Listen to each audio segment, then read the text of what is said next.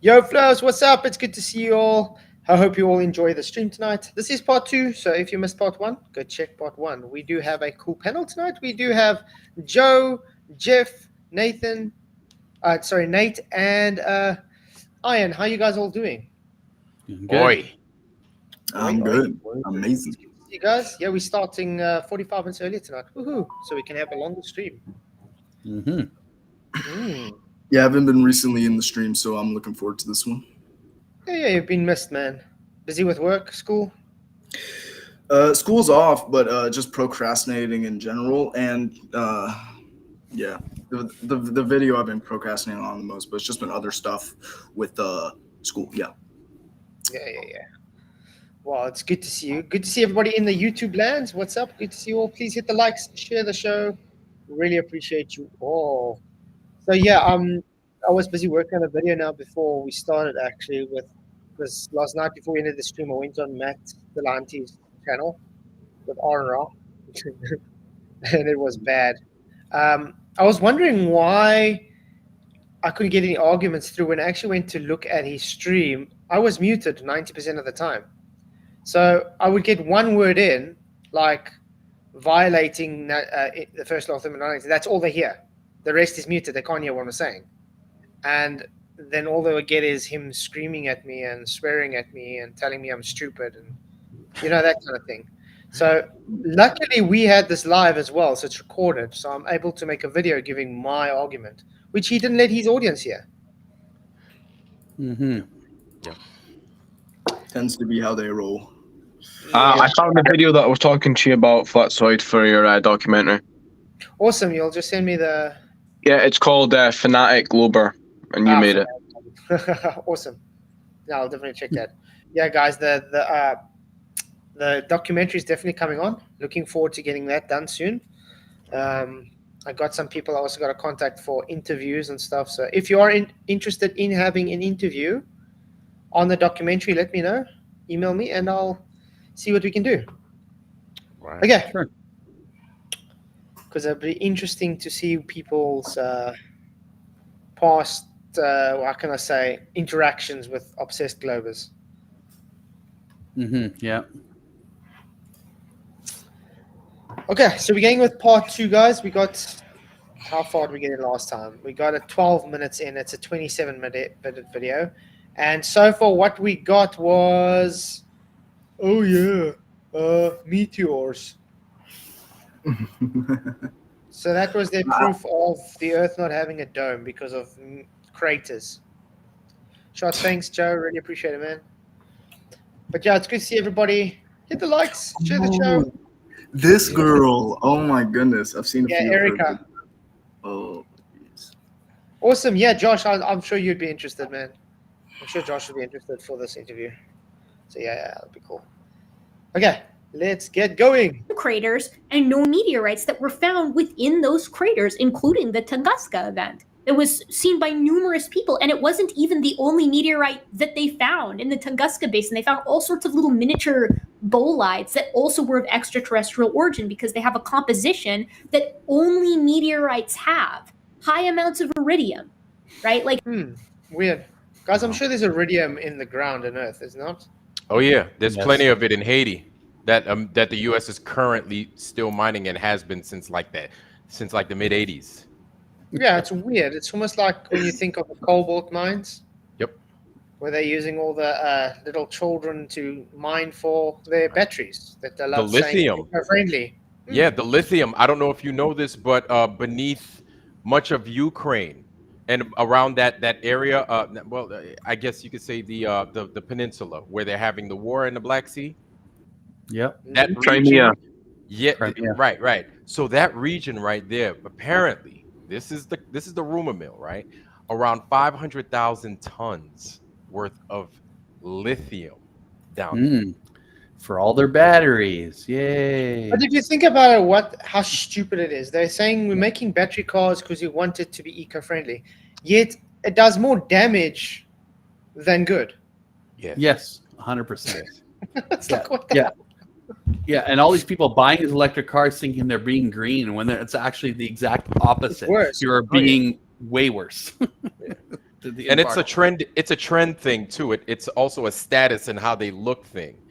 You know, because they see their friends driving around with one, and then they feel they need to get. You know, it's kind of like having what the Joneses got. Yeah, So they yeah, feel like they're up there in society. Oh, look at me being green and all that other nonsense. exactly. So, yeah, But also- but the other thing that's really useful for Ukraine is that they've got some of the most fertile soil in the world for like a grain, right? Which is another thing that they want. Yes, that's a good point. Really good point.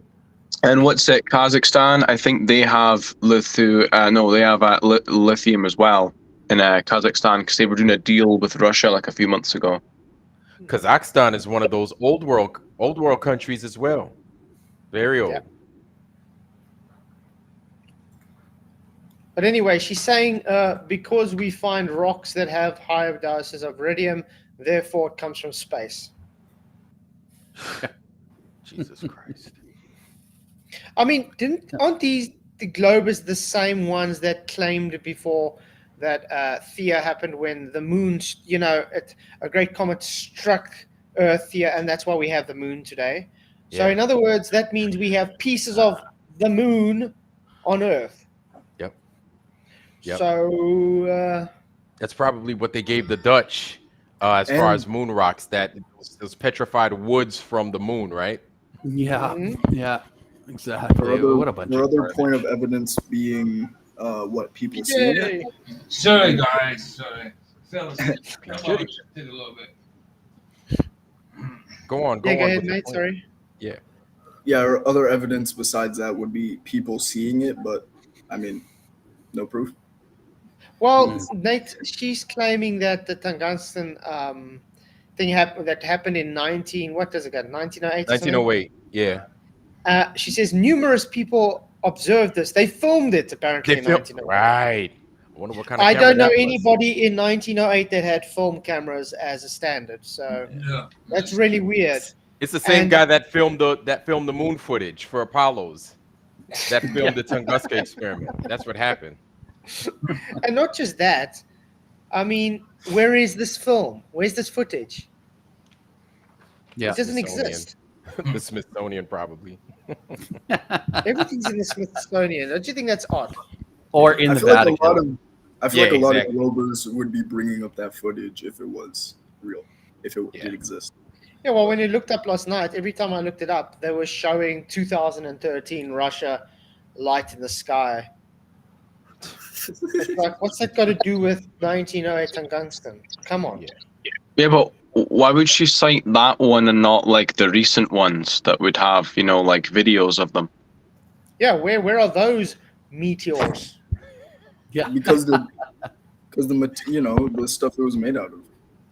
Because I think forgot about it. Can anybody in your own lifetimes actually show where there has been an actual meteor crater created by a impact in your own lifetime? No. Nobody that's alive today has ever observed one. You know why? Because it doesn't exist. No. Now they claimed. I think there was a claim. Last year? It was last year, I believe. That it was around mid last year that Texas got hit with a meteorite, and then they found it, and it weighed like it was highly radioactive. That's what the claim is. I don't know if you guys recall that. And then the guys came to me at work. You see, there was a meteorite that struck Texas. I'm like, okay, how do you know? They're like, because the news said it. I'm like, okay. All right. I'm like, okay. Because the That's news all I said needed to hear. As that's what I was soon gonna as bring up. someone says the news says, then you can't take them seriously. Yeah. The only other piece of evidence they have besides, civilians, like regular people, is, government, news, scientists, whoever finds it is usually not. You don't find a normal person stumbling upon a meteorite, right? Nope. So, I don't. But know. my But you do- question is not like that meteor. Where's the crater? You do find a bunch of normal people that have a bunch of satellites falling on their farms, falling on their property, With those falling on their big- house. with those big With balloons the attached. parachutes. those big Yeah. white Yeah. balloons on them. Yeah. Yeah, the It's big weird. old And then they balloons. say, no, there's no such thing as Satelloons. Okay. Yeah. But you know what's sad about this? We can show actual video footage, photographic footage of Saturloons. Oh yeah. Okay, in the sky and on the ground. They can't show us one real satellite in space. Mm-hmm. Not one. Exactly. Everything is always drawn. It's always painted. And when you We see s- like there's that footage that they show of all of the satellites around the Earth, and it looks like a big jumbled bunch of garbage floating around. Yeah, it looks like a bunch Yet- of cracker crumbs. Yeah. Yeah, and yet when they're in the ISS, they don't see a single one of them. They don't come across them. They don't let floating around because some of those are in geosynchronous orbit, so they're supposed to be stationary. So they should come across them at some point or another, but yet They should see know nothing. when. Yeah, with the geocentric satellites, they should be able to go and say, okay, we know the position, we know when we're going to get there. This is the angle we should point our cameras at. Let's look at it. Yes. Yeah. Nothing. Nope. Okay, Nope. let's get on. I've actually, Jason, I've never heard this take before, that meteorites aren't from space. That's actually crazy to me. That's, you know what's crazy? The fact you say you haven't heard this before. Have you never spoken to someone who believes in the Bible before? Where we say there's a solid firmament. You brought it up, Rakia. The fact you brought it up, the word Rakia, you know this argument. So she could be lying. Yep. Could be. But what do we Disingenuous. expect? Atheists have no morals, guys. Yeah. Disingenuous. That's like their that's part of their MO. Yeah. It's not could be lying. Yeah, because think about it. If the atheist doesn't have any morals to live by, who cares if they lie? Yeah. They have no exactly because to them there's no consequence because all this is randomized. The Yeah, transcendental just like Matt Dillahunty last night, where he says Yeah. he thinks it's idiotic to have to bear the sins of his forefathers. He thinks that's illogical and stupid. Why would there be a Okay. fall of man to have sin that he would have to pay for? That shows the guy's never read his Bible before. You don't Nope. pay for the sin. Jesus did that for you, dipshit. Yep. Yeah. And somebody that claims to be as smart as he is, you would figure that he would look into the Bible as some sort of source to debunk it. You know what I'm saying? But you know, these guys, man, the crazy thing I realized with these guys is I think many of them understand that there is a price to pay, but to some degree they don't want to go look in there because they're like, you know what, I like feeling like this and I like doing as I want to do, you know, and I don't want to pay that price. That's the price that you have to pay, though. Dying to self. You know what I mean? I Yeah. want to party. I want to do this. I want to do that the whole time. Yeah. They don't want to be able to say, I'm not in the mood. You know, if I want to go and sleep around, I want to sleep around. If I want to go and do this, I want to go do that. Yep. They just, it's literally, how To can I the- put it? They can't have self-control, in other words. Yes. The part where Yeah. I have a problem with it, which even though I have a problem with the whole thing, is when they say hell is actually made because it's meant to put fear into people, so you don't do these bad things. Are you kidding me? Greatest civilizations were built on fear and not morality. Man. Get out of here. Yeah, These that's guys the have bad nothing. thing, These guys have nothing that they can stand on that is actually solid. They have Yeah, a that's- house built on sand.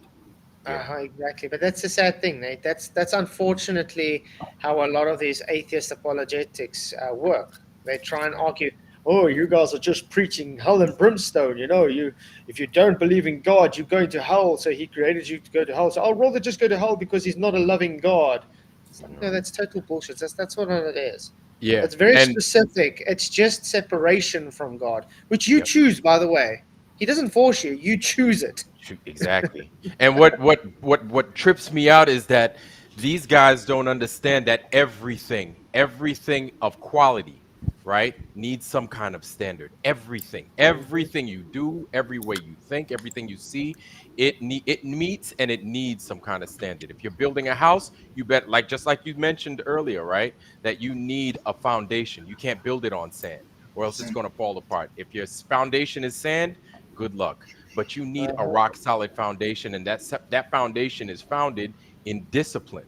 That's discipline, not just for building a house, but that's for everything that you do, every which way you think. If you don't have a standard, if you're writing and you don't have lines on your paper, you're going to have a hard time writing, right? And so everything requires some kind of standard. Yeah, and this is why I see the atheist as weak-minded, weaklings, that they are not able to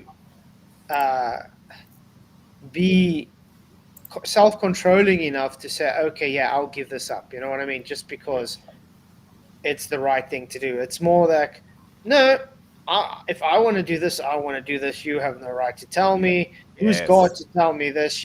So I'm going to do it. I see that as weak because they're conceding. They're not able to let go and just control themselves. You know what I mean? It's like, I'd rather give in to it and use it as an excuse. God's trying to control me. Yes. And then, it trickles down. It goes from the individual and it trickles down into the family. And then now it makes you lose not custody, but it makes you lose control of your kids, because it's like, oh, well, you can't tell your child what to do because you don't own your child. They're not your property, right? So your child could do as they want. And then if you try to discipline them and show them the right way of doing things, you have the rest of quote unquote society coming in to interfere with how you discipline your child. And then they introduce the government into how you discipline your child. And then now you run the risk of losing your child to an evil system. Yeah, the children learn it from their parents. That's unfortunate. Also, where the Bible talks about generational curses. That's part of it. That's part of it, and these guys don't understand that. But yeah, just like someone's alarm's going off hectic. Just like Matt says, he doesn't believe in free will. He literally has free will to choose what he's doing now. Yeah. That's free will. I'm pretty sure. Wait, this is Matt. Is this Matt? Oh, it's Matt Dillahunty. Oh, yeah. I was just gonna bring it up because this kind of goes. I mean, yeah, this is basically the transcendental argument. I mean, Matt Dillahunty got destroyed by Jay Dyer in this. Exactly. I love that you've seen that debate. That was an amazing debate. Yeah. But yeah, like Flatzoid said, for even Matt to argue is proof that there's essentially, because what does it matter? Why would he have to argue if it doesn't matter, essentially? Right. It's right. Also, why is a guy who says he doesn't have a mind like debating? Oh yeah, exactly. Yeah.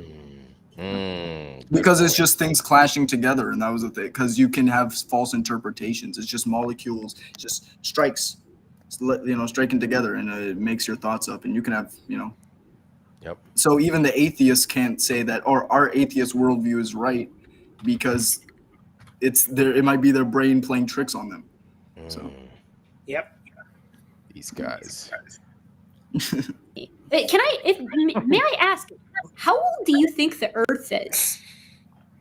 Well, let me ask you a quick question before I answer that, if you don't mind.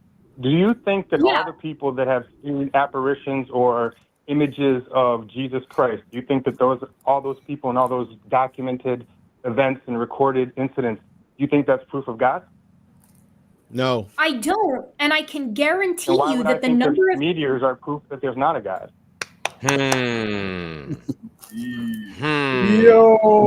And you know the difference between what he presented and what they present? Yeah, exactly.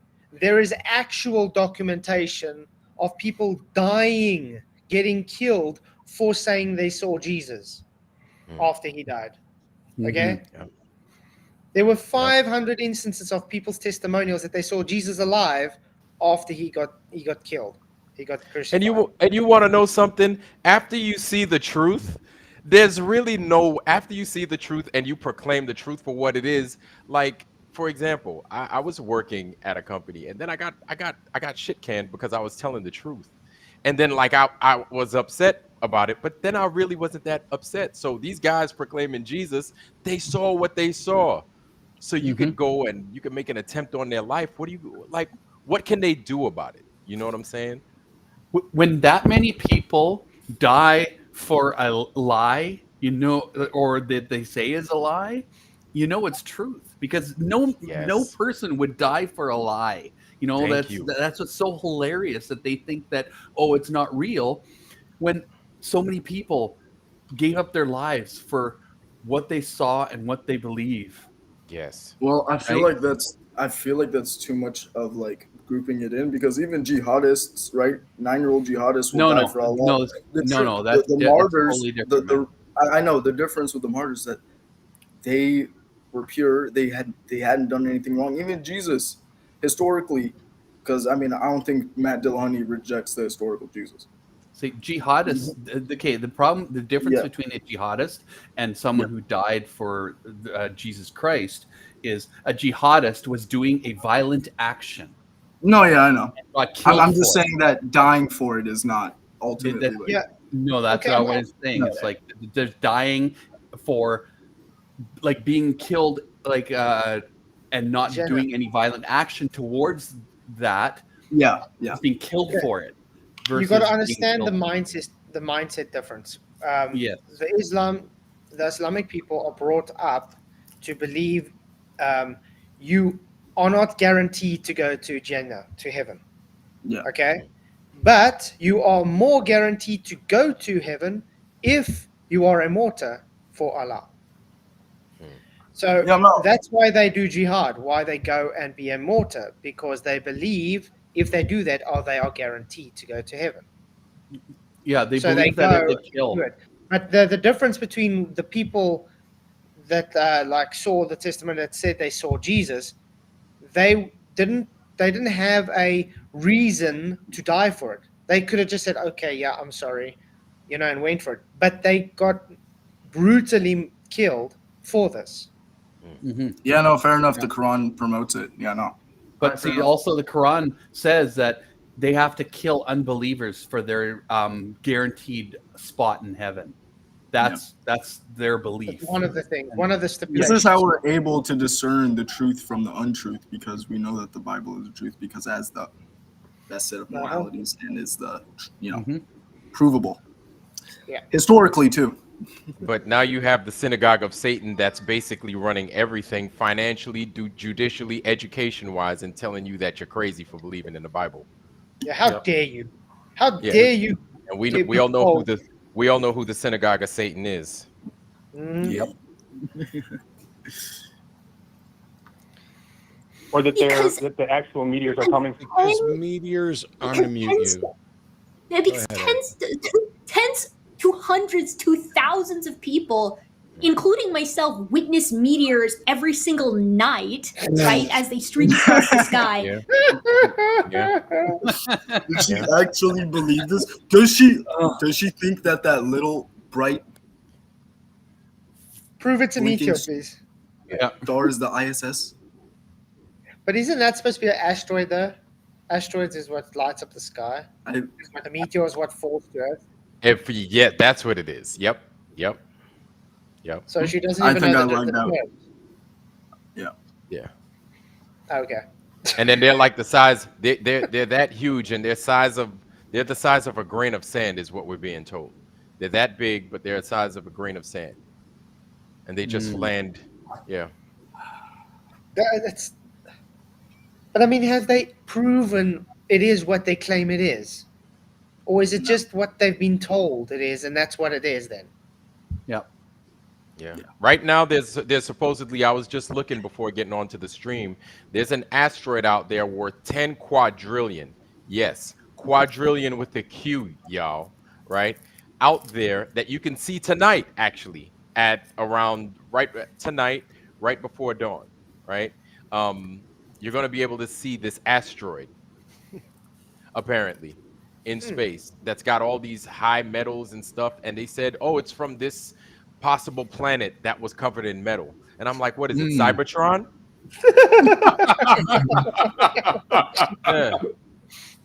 Autobots. And they call it a planetisma, or something like that. They've got all these extravagant names and all this in that. These guys just don't quit. Their BS just piles and piles of it. Yeah, it will never end. Yep. No, it won't. Not until the end. Yes. Yeah.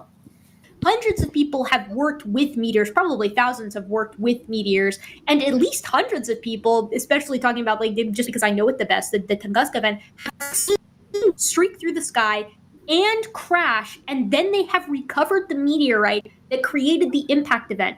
These are events that... Show us them. Show us these people. Give Yes, refutable names. Give someone who's respectable that's actually done, and show us the documentation for these. And show us the crater. I'd love to see the crater. That's Yeah, the yeah. one I really want to see. Yeah. Because they're all over the earth, right? So they've been happening for a while. So they should still be a phenomena that happened. So we need to see these craters. And supposedly they recovered a meteor from the center of those craters, right? Oh, yeah. Yeah. No, but Okay. most of the time they say they don't because it just eviscerates. It gets dissolved away because it's just too much pressure. From the Yet impact? Yeah. claiming they're picking it up the whole time. Yeah. Oh, that's so funny. Yep. These guys. are so ridiculously common that you can buy a telescope, Jason, go to like Black Mesa State Park, set it up, and you will see meteors streaking across the sky. Or I bet you could go to a museum and see an actual meteorite, and you can see how their composition only matches other meteorites. So let's just take a step back. Ooh, Yeah, because we could I'm trust gonna what's in go a to the museum. beach and I'm gonna pick up a pebble, and it only matches that pebble on that beach. Yeah. Ooh. Yeah. We could trust everything that these museums have on display. Absolutely trust it. When most of them, I they mean, when I was resin. still studying art. Yeah, I mean, when I was still studying art, I was commissioned to make a fiberglass femur bone for a brontosaurus. Amazing. Yeah, they gave me a fake one to make a fake one. It just fakes This on is our fakes best on fake fakes. replica. Yeah, this is our best fake. Please don't mess it up.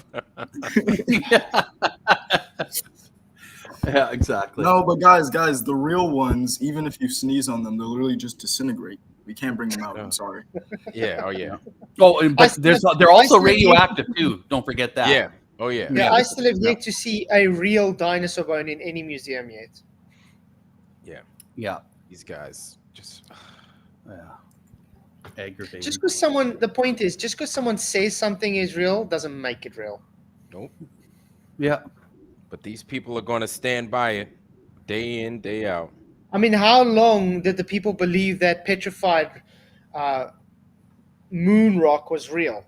Until they found out, oh wait, it's just petrified wood. But what's crazy People about believe that, it's real. Flats? Yeah, what's crazy about that, Flats, is nobody's like sitting heavy on that.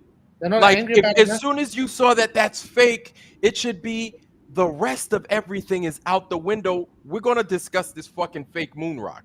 Let's throw everything else that you claimed out the window, because this moon rock that's actually a tree is now what needs to be discussed. Well, it's been buried though. That's the problem. You get the stupid medias that are controlled. They go, oh, you can't put that out there. Then everyone's going to know the truth, right? So they just suppress it, and they blacklist it, right? So Even or- if it or does shadow come ban. out, there's always a way that they find to cope around it and say, oh, well, a bunch of things get, messed up. And, it could be with anything, yeah. Mhm. So they accidentally gave a rock collection from Neil Armstrong's house that he was collecting petrified wood, and they accidentally gave him that rock instead of the real moon rock.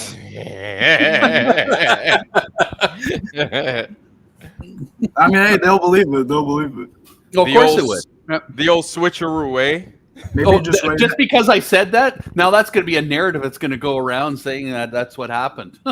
Yeah, and it's going to be on like science.com. And it thus turned out that petrified wood, the old switcheroo trick, set to Neil Armstrong's house. Yeah. They just need to write an article. You have the right accent there. You know?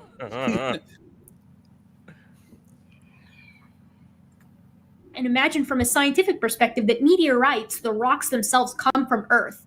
Why does every single meteorite within their given category of like stony meteorites or whatever, but within their given category, why do they all match? They're all over the world, various sizes, right? Various time periods. Sometimes they're, millions of years within the rock. Sometimes they're on the surface. And yet they all have the exact same composition. And when new meteors come, they match that composition too. Wow, that's amazing. You find rocks in the ground that match other rocks in the ground.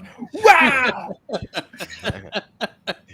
It's cool. So amazing. That's amazing. It's like buying a box of Smarties and it tastes just like the other box of Smarties I bought last week.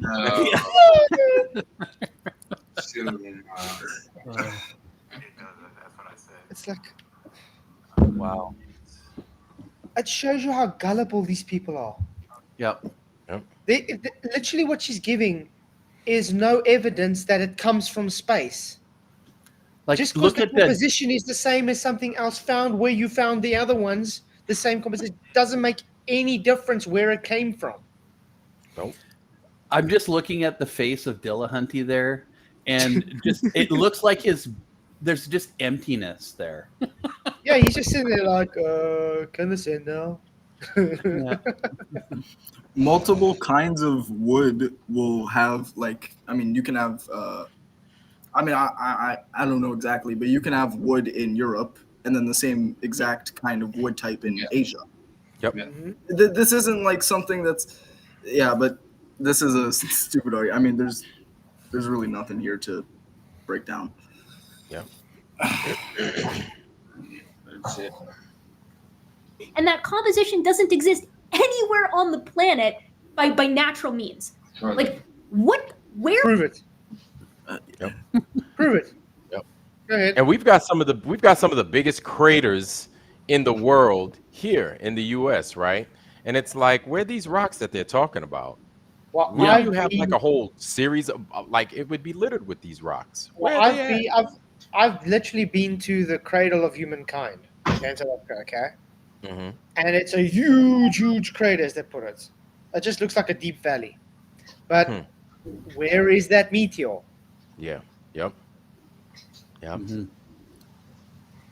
Well, you could tell because geologists ran a blah blah blah survey, and based off the impact, this is what blah blah blah and some other bullshit, and then people just nod their heads like they zone out. They're like, well, apparently they know what the hell they're talking about because they're the ones giving us this show. So that sounds about right. And then and then they wouldn't ask me a question like that if they wrote a book. Apparently it's got to be true. Fuck out of here. Yep. But I also want to find out, remember part 1, she said Big Bang. Now, has she brought up any link or correlation to the Big Bang yet? Not so far as we've been listening. There's no proof of that. That's for darn sure. No. I mean, she started off with, "Oh, you believe in a firmament, Rakia, but what about the Big Bang?" And then starts talking about meteors. Yeah. No. At least we could see something if we did the footage of the lightning strikes, where they come from. We have something up there that's solid, or something up there that's firm, right? And you could see that. You could see these sprites and elves and stuff like that. And so we could show that. We could show some kind of covering. We don't know what the hell it is, right? We don't know.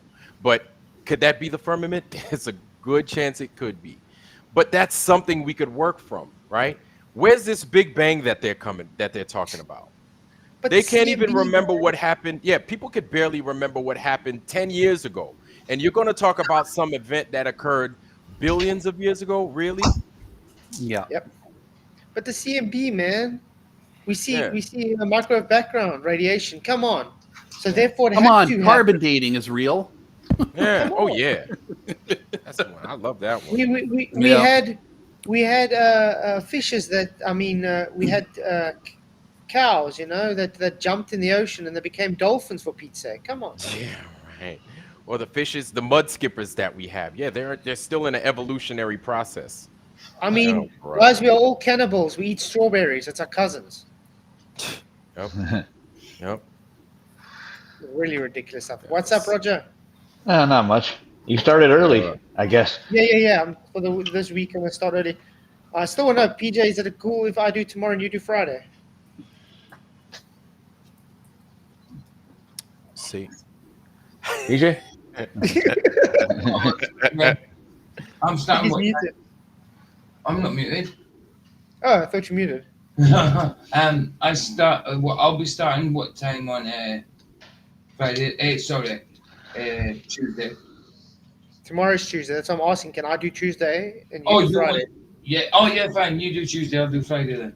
Cool. So I've got the Sure, morning. yeah, because I'm going to be on the road Friday morning, and I don't think I'm going to be able to stream Friday night. Oh no, that's perfect. I'll just do my morning stream. Then that means I haven't got a night stream to worry about till Friday. Yeah, that's good. Friday, Flats. I'll do Friday. No problem. Yeah. So then tomorrow night we'll start again at 8:15. Cool. I think that would be quite cool. Thanks, man. Bye-bye. Where would they be coming from? I'm sorry. I don't know. Just like, where do trees come from? They come from the ground. Oh. Yeah. Oh. Yeah. If I pick up a rock on the ground, where did that rock come from? Oh no. Through an evolutionary process called blah blah blah, and then they attach some Latin name to it, and then they make themselves look so smart, and then you don't have a comeback for that. You're like, I'm sorry, I don't have a Latin name for your bullshit, but we'll go with what you said. But think about it. You walk along the road and you see a rock on the ground. Where did that rock come from, I might ask? I just picked it up from the ground, but I'm going to deduce it came from up there in the sky. Yeah. Was there a crater left behind? That's my question. There we go. Hell. This is exactly Sean. Good to see you, by the way, mate. You know, she reminds me of Velma from Scooby-Doo. It does have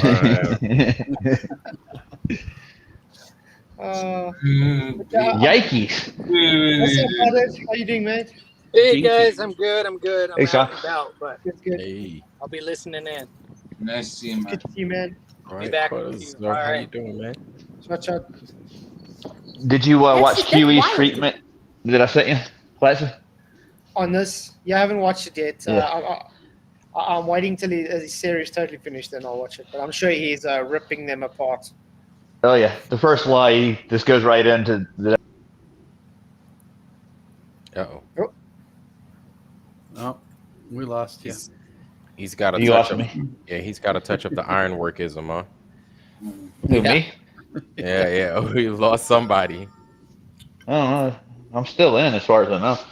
Oh, my bad. And Who is it? I'll unmute you here in just a second, Jason. But it's important to point out the absolute epic failure of skepticism and reasonable epistemology. That's his comeback? Every single person. Sorry? Sorry, nothing. I was just saying that's his comeback. That's his comeback, yeah. Yeah. Hey, Nate's here. Hey, Nate. Everyone hit those likes. Everyone who's Hit liking now. this, everyone who's watching, like them. You hit those likes, guys. Share the stream. Really, really does help you guys all rock. Who has an apparitional experience that they attribute to Jesus is concrete evidence that people have experiences that they attribute to Jesus. It is not concrete evidence that their attribution is correct. And similarly, as we observe meteors and begin to investigate them, that's concrete evidence that there are meteors. That's not concrete evidence of their origin. Erika has just gone into the similarities and not to mention the fact that So you just threw Erika's argument in the drain. Well done. There are things that they claim to be meteors. But then if he's telling us that, I mean, he just threw an argument down the drain, then why is he agreeing with her that it is a meteor coming from space? If he just said it's not evidence that that's the origin where it comes from. It's like the enemy of my enemy is my friend, I suppose. Yeah, I don't so know. then why is he even arguing this point then? Then it should just be, yeah, you can't deduce where its origins, so therefore we have to move on to another argument. Some people say that the origins are the dome itself and pieces of it fall off. So. Yeah, I was gonna don't think ask so. that, Flatsoid. Did you go away from that argument that they could just be? You brought up some verse that talks about something falling from the sky. Well, the angels that are quoted falling from the sky. Yeah, Wormwood, where it talks about the stars falling Wormwood, to yeah. Wormwood, yeah. That's what Definitely. Yeah, PJ? I'm saying they will, definitely. I like that, Godzilla. Geosynchronous satellites orbiting the oblate spheroid Earth, not the flat Earth, and that everything about mathematics and gravity and I'm going to guess you don't believe in gravity, since that's part of what gets thrown out too. But if you think that the you fact don't need that gravity. people, if you, sorry, what? Thank you. According to Occam's razor, you don't need gravity, just density. Uh-huh. No. Yeah. No, you don't need She that. came right on time. And It's very simple, yeah. It's density, and we can take this through the scientific method, like they do. What is the independent variable that they keep manipulating? It's The density. That's They right. change the ratio between the object and the medium's density. They don't manipulate gravity because they can't manipulate gravity because they don't even know what the hell it is. No, but they claim they do. My God, they go into it. Yeah, even their god, Neil deGrasse Tyson, he's over there. He's like, I don't know what it is. Next question. And I'm like, well, yeah, because you guys make shit up as you go along. And not only that, it's still theory-based. But I'll tell you what's not theory-based is Archimedes' principle, Archimedes' law of buoyancy and density. Like, these things are in stone. They don't change. They don't go away. But gravity is something that's starting to go away. They're starting to forget about it. And they're talking about, bending space-time or some other quote-unquote theory again. It's weird how people thought we needed a white guy to have an apple fall on his head to figure out gravity. Oh, yeah. A white guy? How things fall. Powdered wig. I like that. That was good. Like, yeah. You got to accept little g, man. You have to accept the g. How's it going, Dave? What's going on, guys? Hey, Dave. Hey, what's going on, man? Sean, I just sent you a link if you want to come join as well, man. We're good to have you in. But yeah, it's correctly says observational meters are concrete evidence of existence, but observations of Christ are direct and somehow not concrete evidence. Yeah, that's exactly what Dillahunty was saying. Nice. Yep. It's double standards. Manipulate the modulate the medium, and you modulate the acceleration. It's that simple, man. Again, they're using word magic. Gravitas, yes. Weight. What is weight? Weight is the relative density of an object within a given medium. So, but Dave, what causes weight? Because of their weight? Yes, they also rise because of their weight. It depends on the medium and the ratio between the object and the medium. It's just displacement. It's displacement. Yes. And I'm going to go out and I'm going to say displacement is a force. I mean, you can, it creates a force. That's why I say relative density disequilibrium is literally taking general relativity and applying it in the real world because it is displacing the medium around it. So what is weight? What is weight, Lancelot? What is weight? What's the cause of weight? It's just a quantification of it's a quantification we use, whether you want to use kilograms, pounds, whatever. It's just the ratio of the relative density of the object to the given medium that it's in. For instance, a 300-pound man needs physical therapy. So what do? They put him in a pool. Why do they put him in a pool? Because it reduces his weight. Why does NASA use a neutral buoyancy lab? Yes. Which is a pool. It negates your that. Yes. Well, let's put it this way, guys. Let's take, for instance, a 100-kilogram ball. You drop it, go in the water. You drop in the water. It's going to sink. Take that same 100-kilogram ball, beat it out flat, and then stick it on the water. It floats. Yes, it floats. Because it displaces around it. It's as simple as that. Huh. Same mass, same amount of density. It's just the ratio between the mass of that structure and the medium around it causes the displacement. Enough. Archimedes principle, like you said.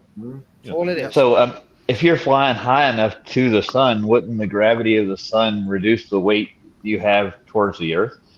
Theoretically, They say that the percentage is too small. Oh, okay. So you can't measure it.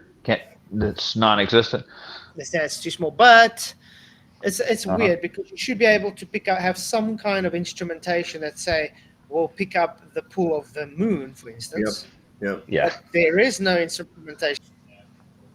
So you can't use the tides as an excuse there, like it pulls the tide side to side, or it pulls the water up and makes a bulge, stuff like that.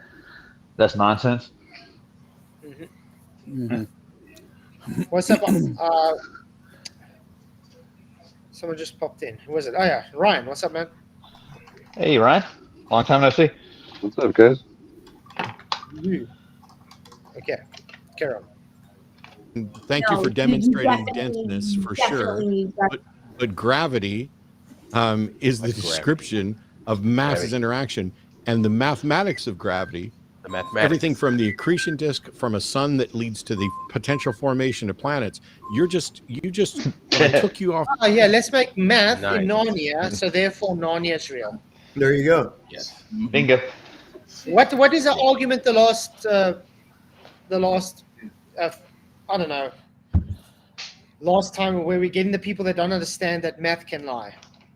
You know, it's funny you said that, Flats. Yesterday, my brother is a high school math teacher, and he's like, why are you doing this flat earth nonsense? And he's like, don't you know I've taken years of advanced mathematics, so I know these things? And I'm like, really? Okay. So I was like, when have you applied your mathematics? He's like, I apply it every day. I was like, tell me how. He's like, well, me and my colleagues, we discuss with the physics teachers that discuss with the chemistry teachers. I was like, okay. And we make the syllabuses and everything for the next year. I was like, okay, so how was it applied? He's like, I just explained to you. I was like, okay, so basically, you know, I ended up, Dave, taking your example. I was like, okay, man, if I have 10 unicorns and tomorrow I get 5 unicorns, the next day, how many unicorns do I have? He's like, you got 15. I was like, really? He's like, yeah. I was like, so if you came into my house, how many unicorns would you find? He's like, 15. I was like, you sure about that? He's like, yeah. I was like, okay, I guess you've made my point. He didn't get it. He just doesn't get it. It's such a simple argument, yet these people don't understand what the argument's about. Just because you have math, just because you have math to describe something, what it's describing doesn't make it reality. Yeah, exactly. You have math for dark matter. That doesn't make dark matter a thing. There's math for a fourth dimensional cube. That doesn't make a fourth dimensional cube something in reality. That's right. Yeah, there is no such thing as a tesseract. As much as they want it to be there is no such thing as a tesseract. There is in the comics and the movies. Yeah, well,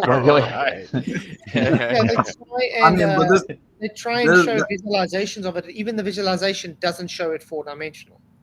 Yeah. Well, Einstein tried really hard with that, didn't he? They did try. Most of this globe is comic books. It's like just sci-fi. Yeah, science fiction. And you know, I think a lot of that has to do with it as well, because if you think about it, if these guys come to the realization as to what this place is and what they've been fed has been a lie the whole time, you know what happens? There's Star Trek, there's Star Wars, Transformers, Lost in Space, Red Dwarf, Doctor Who, all that shit goes out the window. Everything they consume. Yeah. No, not Doctor Who. Yeah, remember, right. A lot of them still believe they can join the Space Force one day. You know what I mean? Donald keeps telling them, join up. Degrees. They're offering a master's in space economy. Oh, I actually thought you can sign up. It's only $32,000. What the fuck? Why not? Right? Oh, Why not? Yeah, go for it. I'm gonna go get one of them. Jeff, stick to reading Enoch. Well, so you could do better. Hey, I'm reading Joshua right now. So you could be a desk clerk at the new Space Hilton. You know, I want to be the bartender. Yeah, right. all those kids who were asked, what do you want to become when you grow up, and they said astronaut, never became one. No, not really. And if they did, they had to sign a disclosure. Oh, Exactly. Dude, I was ready for it too. I was ready. I had a fucking snowsuit that looked like a NASA suit, had the little patch on it and everything, man. I'd go out in the snow and pretend walk all slow like I was on the moon and shit. I was ready for that, man. Nice. I mean, I used to love, like, heck, I was a hectic fan of Star Wars and all that. I still enjoy it, you know what I mean? Yeah. But it's not the same though, because I catch myself like, oh, this is just like impossible. And then now it's so predictable. Yes. It's Well, so then you have to- predictable what's going to happen because you're like, I can tell. Okay. Then you have to find the mysticalness in the real world. You know, Noah's flood was real; it did happen. Or the global flood was real; it did happen. All of Jesus's miracles were real; they did happen. And then Nate, the Bible is the greatest story ever told. Man, Nate, and then you want to know what else happens? Once you start going down that rabbit hole, you realize you're responsible now for your actions. Now, all the fucked up shit you did, it's going to come and bite you in the ass at some point, and you're going to have to account for it. You're going to have to answer for all your fuck ups. You understand Maybe what I'm saying? So that's what they don't want to come to that conclusion. Yeah. Okay. Remember, why would they want to admit that they actually have to account for anything they do? And Why that do you means have to they'll have a conscience for something, you know? Why? Yeah, I don't know. Then they would have to hold these space agencies accountable for lying to us for how long? Like since the 1500s? Not 1500s, not the space agencies, but the globe, the heliocentric. Oh yeah, in general, yeah. So say LJ, amen to that. $2 super chat. He says, "Solve is every spinning ball shell's worst nightmare." Super chat, really appreciate it. You rock. What it is, I think they don't want to be responsible for their future actions. Alan got his. They can just do whatever they want. Alan got his new hoodie today. It's really awesome. Maybe I get my shirt. I'll check the mail. Oh yeah. It looks like very good quality, I have to say. All I get is shit from some guy named Bill wanting my money all the time. That was a good one, Slob. Good. Mute. Just before we could even get to anything substantive, you just asserted we don't need gravity. We don't. Where is your expertise and your evidence that suggests that gravity isn't real? Swimming. Oh, what did I just press? Oh, sorry, guys. Oh no. I think the question should not be where is gravity is real. I think you say, why are you reversing the burden onto me? First, prove that it is real before you can tell me I'm not allowed to show that it's not real. Correct? Yeah. Because you And can't, he's acting like it is. you can't disprove a double negative. I mean, you haven't proven gravity yet, so how can he disprove something you haven't proven yet? You haven't proven. Thank you. Well, they declare it's a law, right? Let's see if I can. Where is in the gravity now? Sorry. Now they want to use their words against. Why is it going? It's still a theory. These things are still theories. Like nobody's talking about that. Down, sir. Because it's more dense than the oxygen around it. Okay. Because it's more dense than the oxygen around it, that's why it falls. Not because I don't need gravity to explain it. Thank you. I don't even know where to begin with that. And let me guess. Do you think Is it not true that dense objects go down and helium is lighter than oxygen, so it goes up? Why does it go down, sir? Because it's denser, and the medium around it cannot support it. So it displaces the medium around it. Why does helium go up, sir? Why does helium? Exactly. Thank you. Yeah. You could just go to a periodic table, man, and start seeing and going down the list: hydrogen, helium, lithium, beryllium, boron, oxygen, nitrogen, fluorine, neon. Like they start getting heavier and heavier as you move to the right. So, The gravity arguments are really the easiest because they always either go to it falls at the same rate, which that's easy to disprove, right? And that's only in a vacuum, Nate. That's only in a vacuum, which doesn't. Only in a vacuum, yeah, I know. Because in water it falls at different. Yeah, I know. But remember, wait, with a vacuum, what is the independent manipulated variable there? Sounds like the medium. Medium. Yes. And is that environment truly without a medium? No, it's No. not. Because if Always it was, says the something. walls would be smashed together. There is no such thing as a vacuum. Yeah. That's Well, Unless just we the make end it. of baby Unless crossing we too make far. it. Guys, Even then, it's just a low pressure. It's not a Yes. vacuum. It's Yeah. just low pressure. There's still a medium in there. If there weren't, what's keeping the walls apart? That's Yeah. And then their other argument is, like she just said, well, why doesn't it go up? If it's less tense, why would it go down? Why can't it go sideways? Why can't it go right, left? Why can't it go in all directions?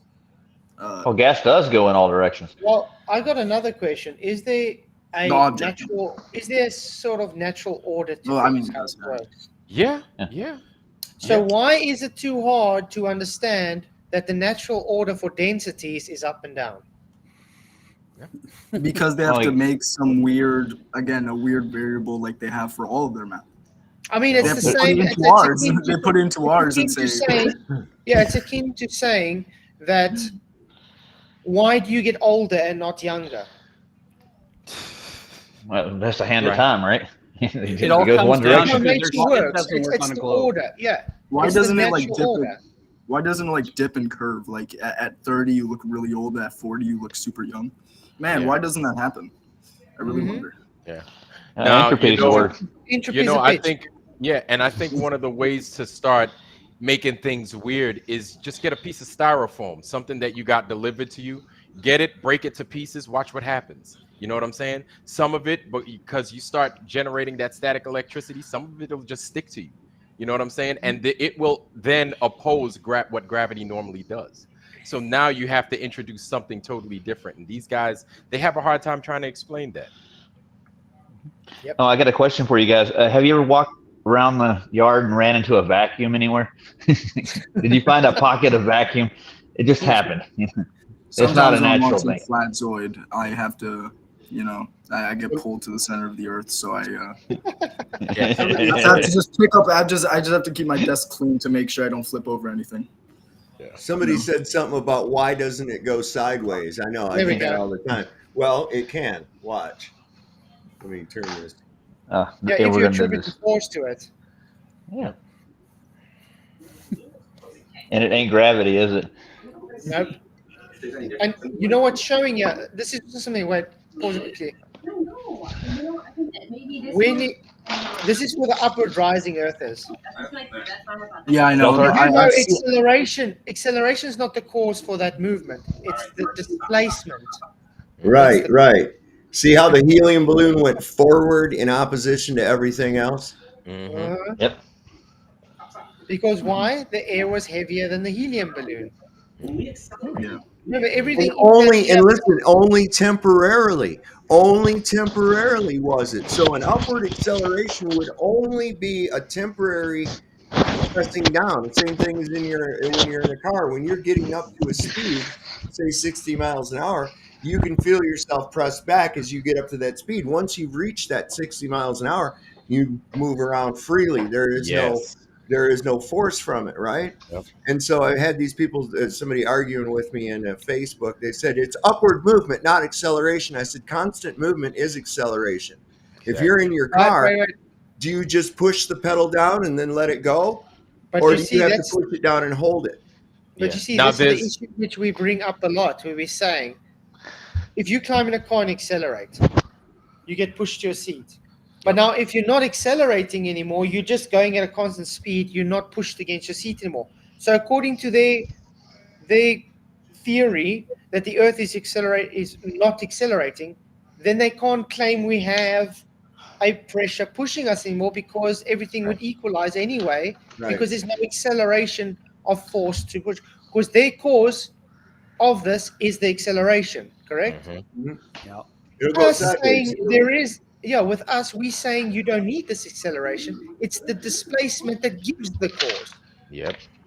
Well, this doesn't work on an orbital scale, and this is why they threw it out, right? For orbital mechanics. It shouldn't. Yeah. Right. And it should apply because we're moving in an ellipse, which means at some point in that ellipse, there's an acceleration and deceleration, right? You figure we could detect these these phenomena. Yep. What's up, Sean? How's it going, mate? Hey, Sean. Hey guys, thanks for having me. I'm running some errands right now, so I may just kind of sit back and listen a little bit. But I do like what the gentleman said on the panel already a few minutes ago.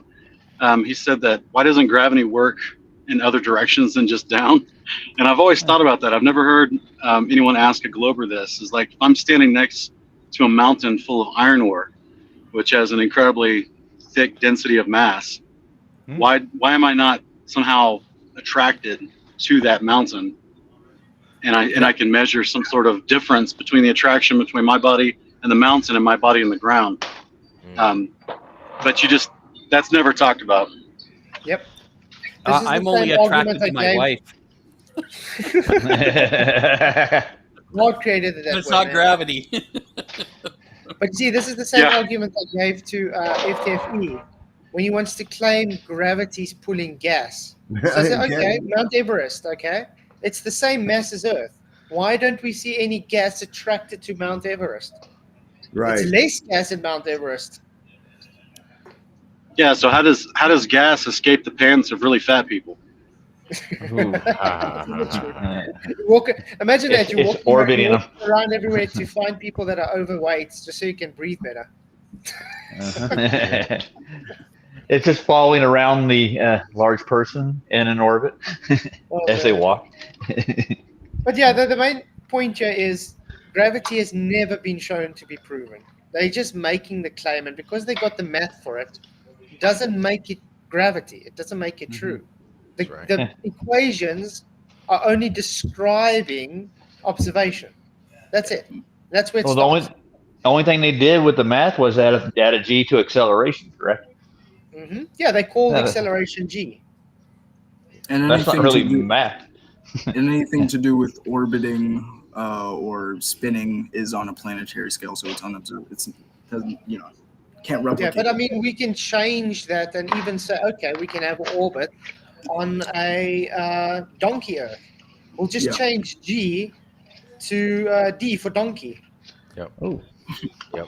But you want to know at the end of the day, if the stuff doesn't exist, then the math is absolutely useless. It's absolutely useless. Like that's the part that they can't not seem used. to get through their heads. You don't need it. I mean, the flight manual, literally, you open it and it says fly it like it's flat, man. Please don't try to dip down and hit the Grand Canyon. Wasn't there a guy that tried that and he wrecked his plane? Yeah. I'm going to prove the curve. Yeah, right. They're like, yo, listen, fly it like it's flat. Also, it doesn't move. Please don't treat it like it moves. You won't get to where you're going. Yeah. Please do not put your helicopter up in the air and wait for the Earth to spin to your destination. Oh, God, it reminds me of Bob. That debate was a good one. Bob Science guy, whatever. Yeah. Yeah. He debated flats over it. It was funny. Literally telling me I'm wrong while he's showing exactly what I said. Yeah, he didn't believe that flats actually thought the Earth was flat.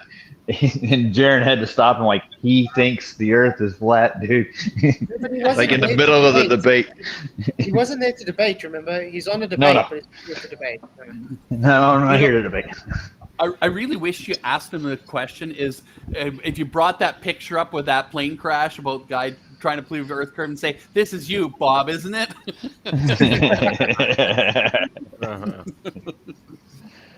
Well, it was hard enough just to get to find out what plane he flew, you know what I mean? We didn't barely get to see his license, too. Yeah, what did he fly? Sorry? What plane was he? What plane was he qualified to fly? I think just like normal Cessnas and things. Yeah, I think it was just Cessnas. Yeah. Okay. And Pipers, yeah. Okay. Yeah, but that's another question that I've never heard people talk about is, airliners, they're extremely cheap, right? They're charging you for your luggage. They're charging you for, these crowded seats sitting in like, sardines in a can. Right. And if it would actually take more fuel to go against the wind patterns and the rotation of the Earth, go in the opposite direction of its rotation. So they would charge you more for the fuel that it takes for flights going that direction, and flights going with the rotation of the Earth and the supposed atmosphere that spins with it. They would charge you less because it's a lot less fuel consumption. But none of that's a reality because, you know, obviously that's not how things work. But it's just funny that there's so many practical concepts within business that are ignored because the average person doesn't own a business, so they don't think about these things. I don't wake up thinking about gravity neither. I promise you that. Dense than the oxygen around it. It's more dense than the oxygen around it. Why doesn't it go up? It's more dense than that too. Matter of fact, as you proceed into the upper atmosphere, it becomes less and less dense. That was my Why is it question as moving well. towards the thing? Why is it moving towards the thing that is more massive and more dense than the area that is less massive and less dense? Why is it going that direction? Whoa. Wait. He didn't make sense now. Helium. Why is it moving down to something that's more because it's still denser. Yes. What he's grasping at is there's a downward bias towards the center of the ball Earth. That's what he's trying. Let's put it in terms maybe this guy can understand. Have you guys ever watched cheerleading before? Yeah. You know when they build these towers and they have the lightest person on top? Yeah. Okay. What happens if the people underneath cannot support that person? Oh, the whole tower comes down. Yeah. Now remember, that person is still heavier than the air above her, but the air can't support her. The tower, on the other hand, can support her until they can't anymore. It's all about support and displacement. Let's do another one. She jumps in the air and she stands up like a straight pole. Is it going to be more difficult to catch her? Yes. And let's say if she's lying flat when they catch her, there's That more would be surface easier. area to catch her. The same thing. It's the same thing if you go and lie in water. You lie on your back, you fill your lungs, spread out your arms, whatever. More surface area, more likely you are to be buoyant. Absolutely. It's the same thing. It's just displacement. It's got nothing to do with gravity. Even though you want to place gravity into it, doesn't make it gravity. Just like we keep saying, Archimedes' principle came 1,900 years before gravity was even postulated. Are you telling me that people couldn't understand how ships were working just because Newton didn't come up with gravity yet? Their equations had no gravity in because they understood it's simply displacement. Yep. Oh, it sounds like that'll float. Yeah. Because we always get this argument, no, but there's G in Archimedes' principle. Oh. So who gives a damn?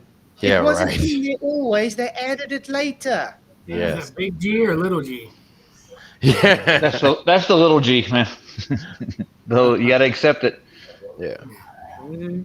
Whatever happened to that guy who was going around telling everybody to accept G? Just accept the little G.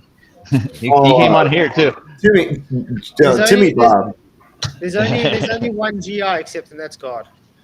That was Timmy Bob. That was Timmy Bob. Liam, guy that didn't know what his fucking name or where he was from. He wasn't going to tell you neither.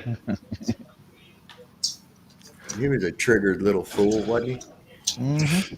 Because dense objects go down, less dense objects go up. No, Where's sir. the gravity No, with the sir. helium? There's absolutely nothing in the realm of science. There's nothing in the realm of physics that say dense objects go down. When They totally skipped over Archimedes' principle. They totally skipped over Archimedes' principle, not theory, principle. There's a big difference. I'm just saying. Principles in physics do exist. I've never seen an obese person dunk. Okay, that's all I'm saying. Dense objects fall down. It's hard for them to go up. That's all I'm saying. It's hard for them to go up. Yeah, this does because they're dense.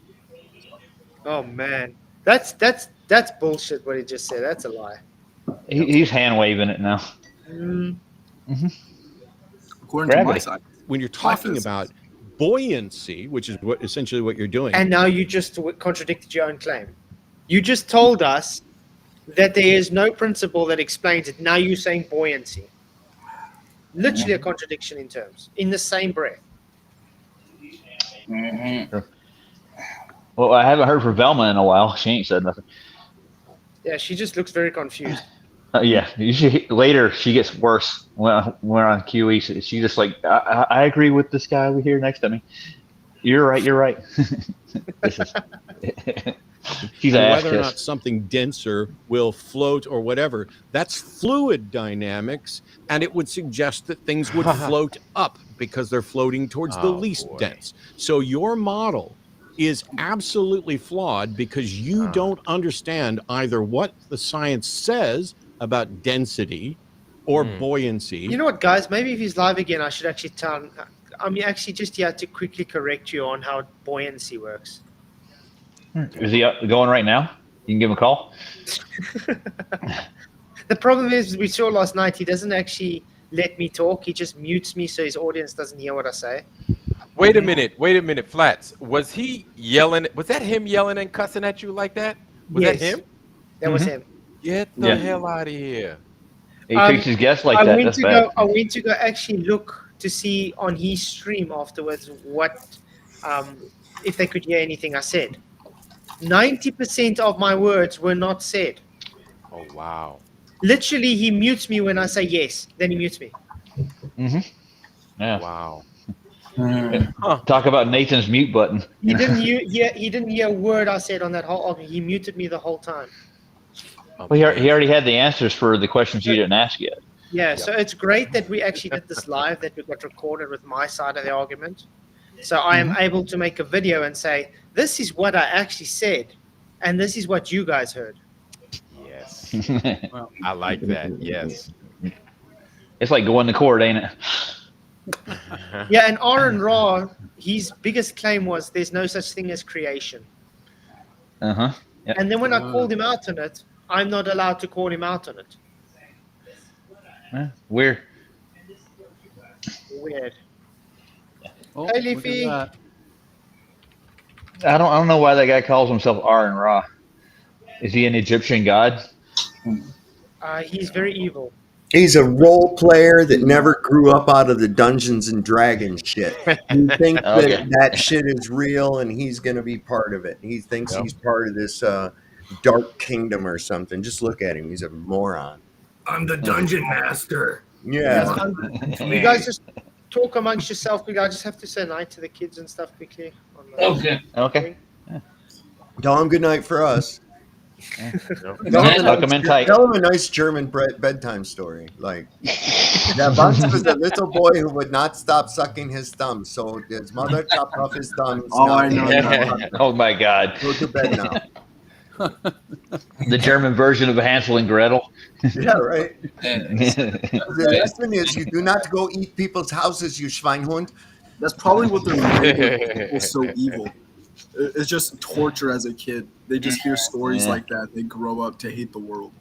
A lot of truth in their shit, though. Witches eating children, luring them in with candy so they can. Like Baba Yaga. Like Baba Yaga. Have you heard the Pinocchio one? They actually carved him out of a living tree. The torture of it. Yeah, like he felt everything. That whole story's a freaking PDF story. Oh yeah, it really is. If you think about it. Even look at the guy's name. What's the guy? Geppetto. Geppetto. Yeah. That almost sounds like something else. Stromboli. You look at Stromboli and that group that was stealing the kids, taking them off the pleasure island. Right? Yeah. Boy. Think about that shit, man. That's dark. We actually have an Italian restaurant up in Flagstaff named Stromboli's. It's funny to think about it. Yeah, it went out of business.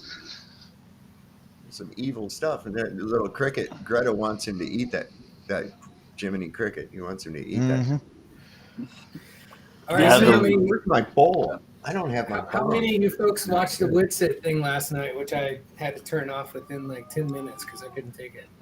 What? We were busy over on PJ's reviewing a video. I don't understand the whole thing. Witsit did a pro-Trump. He was pro-Trump against I forget his name, Destiny, and he was supposed to be for Harris, and Whitsitt supposedly doesn't, vote or anything or believe in all this, but he's defending Trump, and it was very suspicious. These people are not truthers if they still think this shit is in their hands or it makes a fuck's worth of difference. The thing they don't understand is that this little show that you're watching, that they make you feel like you're part of, has already been scripted out. It's going to happen the way that it was planned to happen anyways. So just having these people arguing, I'm thinking to myself, come on, Whitsitt, why are you even arguing about this clown show bullshit? Do you think it's actually going to fucking matter? Whose ass polishes the seat at He claims he doesn't vote and he's not on either side, but then he even entertained saying, well, I just want to go ahead because I'm a good debater. I just want to go ahead and debate this other side because I feel like I could debate it better than most other people. But that's the stupidest logic in my opinion.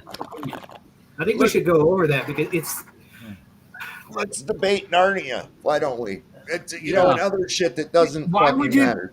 Just because, that's what politicians do. They just debate just because they get paid for it. So now you look like a shill.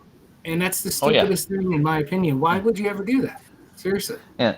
I've been wanting to say this for a while. How can you count the votes when criminals count the votes? Right. In other words, yeah. We all know who's in the welcome. Oh yeah. Everything's going according to what is scripted in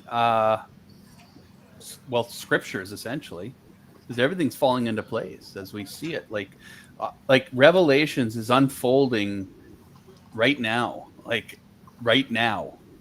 everyone, a lot of we need to be ready for Jesus coming. We do.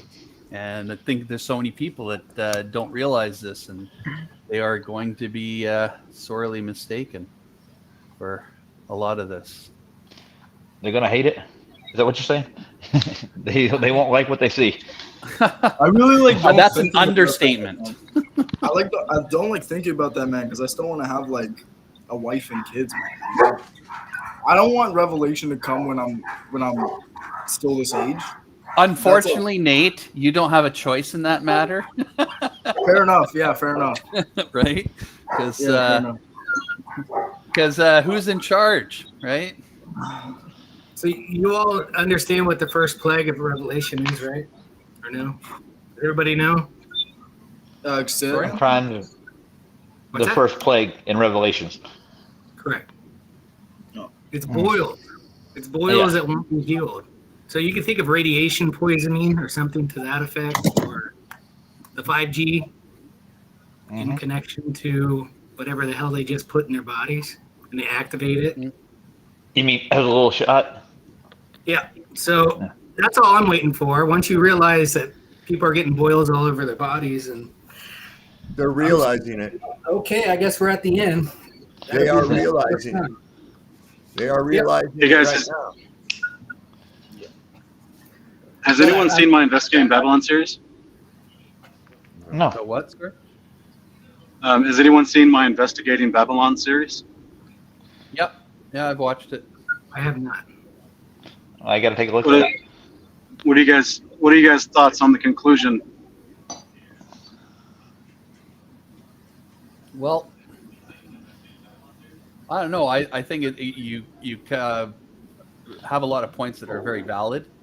But like we still, a lot of things are somewhat speculation, right?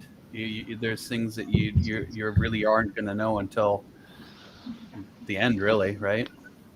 Well, more specifically, the big claim that I make at the very end, that part 21 of the series, is that Satan is a real person, and he actually has a real location where he puts his feet up, so to speak.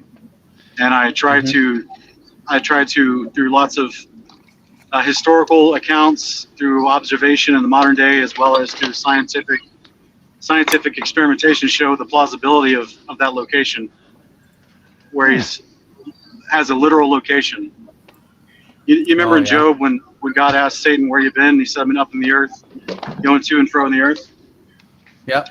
We're told in 1 Peter that Satan's like a roaring lion seeking who may devour. Yep.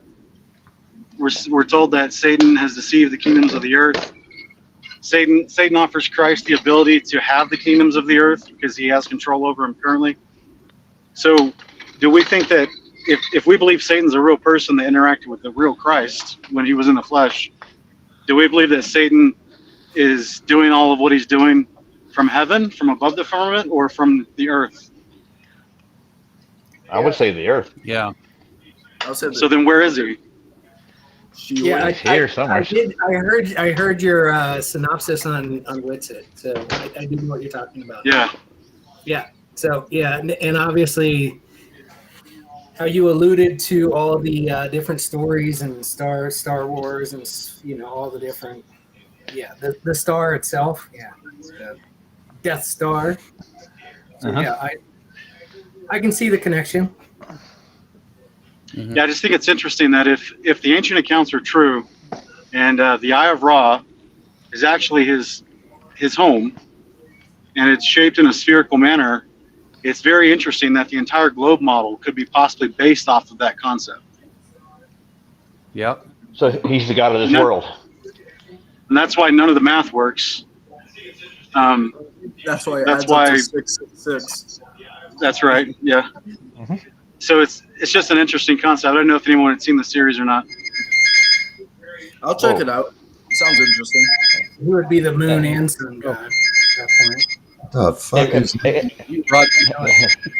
What is that? Ringing? Roger. That's not me. Roger. I don't know who it is. Someone's phone. It's not me. It's not. Wow, No, that's. I even muted and it still did it. Who is that? No idea. Kick, is that you? It's PJ. PJ. I muted PJ. Okay. It's because Vicky's got to try to call me on the phone, I think. No, it's still coming.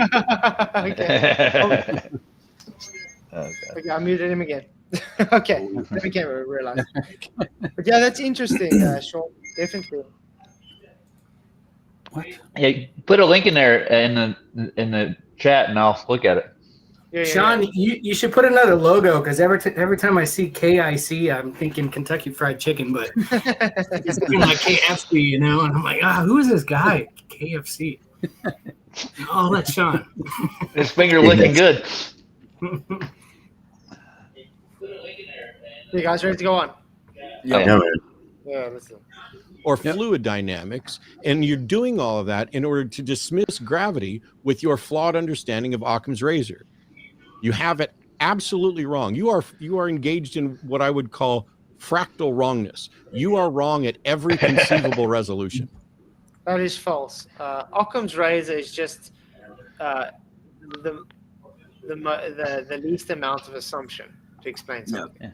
Yeah. Even it's by the easiest Occam's logical. razor, everything, not even gravity. We don't have to take into consideration gravity. By Occam's razor, we would consider it flat, right? It's observably flat. We see it flat. By Occam's razor, we would have what we believe. Yeah. You don't need to say if gravity is real or not based on Occam's razor. But we can use Occam's razor and say, okay, what do we observe? You know what I mean? If they're making a claim of gravity, fine, go ahead. It's in your ballpark. Show us a gravity sphere. Because I didn't understand why he used that for gravity when that's kind of more so the observational of what everything we do in life, right? You don't feel the spin, you don't see the curve, you don't. You see the sun moving around you, right? So it's like. So my question is, what is fractal wrongness? That's what I want to know. He's trying to sound smart. Yeah. Oh, okay. So you're just making the crap up. Yeah. All right. Yeah. In simple terms, he just means endless wrongness. Oh, forever? Yeah. And it's all based upon his incredulity about the subject. So Can my you thing is, explain to me then why gravity doesn't operate on a helium balloon, but it operates on, say, a table? Gravity absolutely Yeah, operates. that I have to say. Jason, the caller, according to their rhetoric, gravity is the cause for buoyancy. So that's just wrong. You understand? Gravity pushes the helium up. Oh, it pulls it down. Like it. It's like They gravity say down gravity and is- pushes it away. it's reverse gravity for helium and hydrogen. That's what it is. Backwards gravity. Like kind of like starfish. What's his name? The starfish from SpongeBob. Remember Wumbo? See, guys, they claiming that gravity is the thing that gives the force for the displacement. And looking down the table. Yeah. Yeah, a lot of times when you bring up density and buoyancy, they'll just say that those are properties of gravity, right? Those are caused from gravity. So, then you have to get into the argument of, well, is that true? Which this guy isn't really doing. He's just kind of playing into their little hands. Yeah, this is why when I talk about relative density to disequilibrium, they always want to push in specific gravity. Yeah. And I have to keep telling them, it's not specific gravity, because your relative density, aka specific gravity, means there is no force attributed, because you're saying relative density has no force. So when we talk about relative density to equilibrium, it has nothing to do with specific gravity. It's only got to do with the displacement. They use the English language. They try to use the English language to their advantage and trick everybody. It's been said.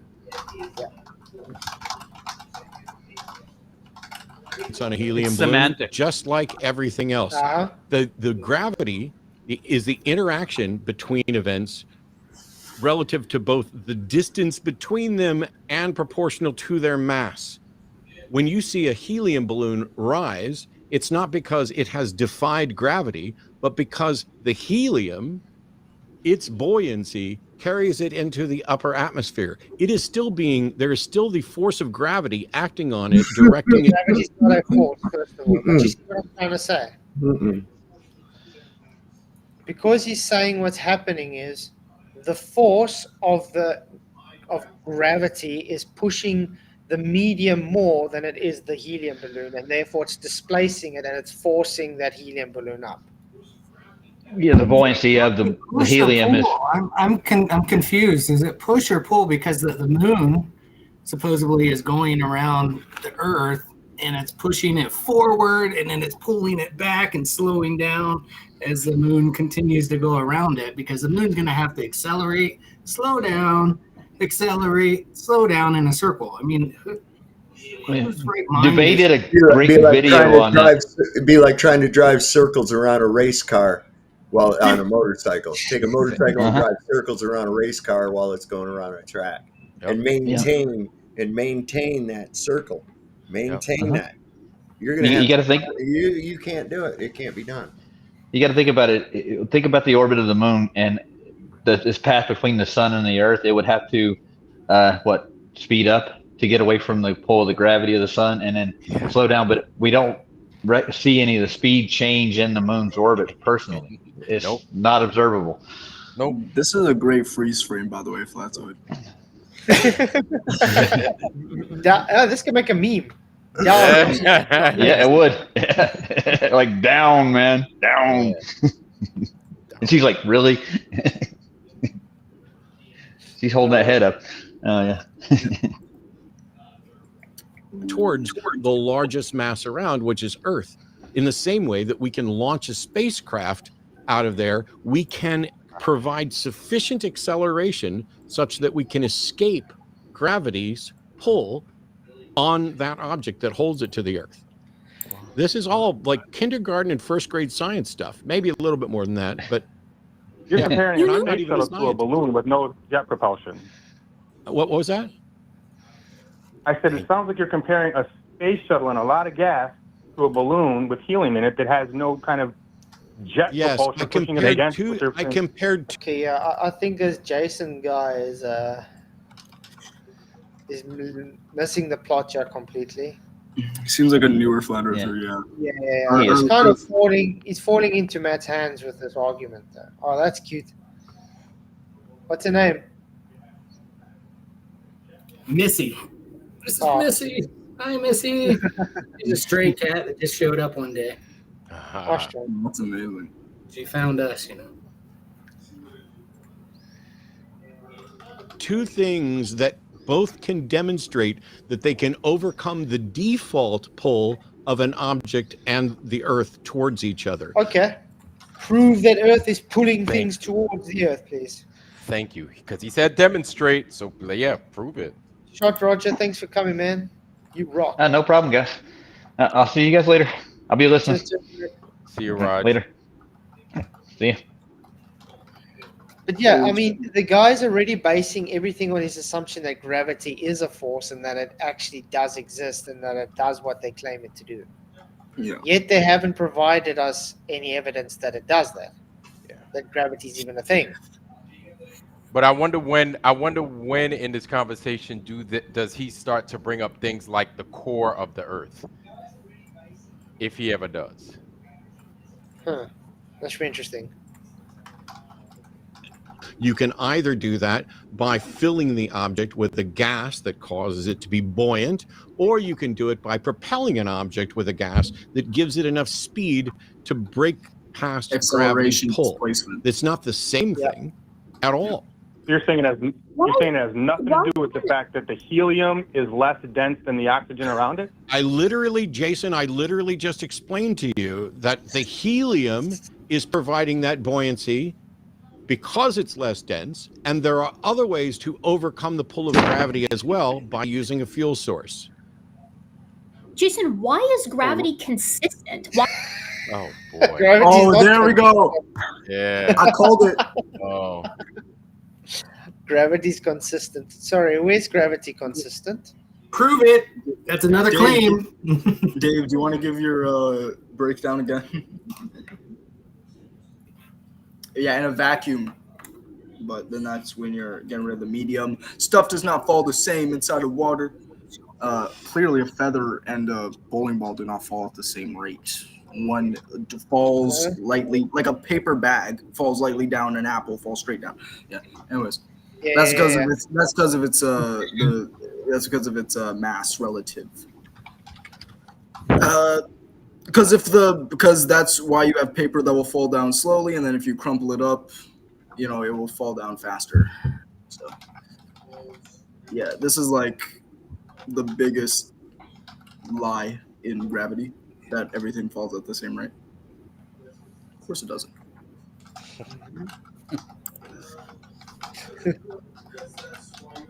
Okay, let's see. Why is the pull of gravity a consistent measurement regardless of what's being dropped, regardless of where it's being dropped on the surface of planet Earth, excluding extremely high heights? Why are you saying planet Earth? Why are you already affirming the consequent, making the question, affirming the consequent? Why don't you take it from an unbiased position and say, why is it possible that we are just able to use equations to say what we observe, we can observe measurable acceleration. That's it. You're just observing measurable acceleration. Mm-hmm. You claiming gravity is that cause is not affirmation because you are able to observe acceleration. That's just looking at something and making up a story. Yeah, exactly. Yep. I mean, the math works. I mean, no one's denying that things accelerate. Okay, no one denies that. It's observed. The thing that's the issue is you claiming the cause for it without having any substance to prove. You don't have proof for your claim. We, on the other hand, do have proof for the claim. It's simply displacement because it's demonstrated over and over again. Yep.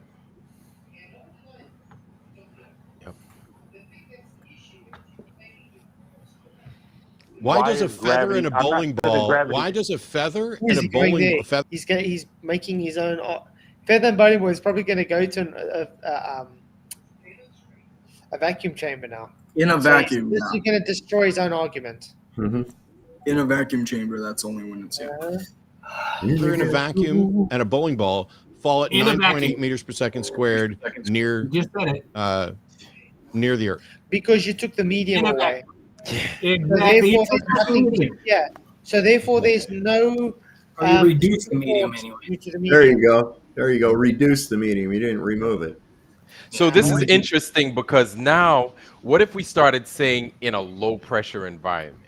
How would that change things, or would it change how the discussion takes place? Well, let's put it this way, Ian.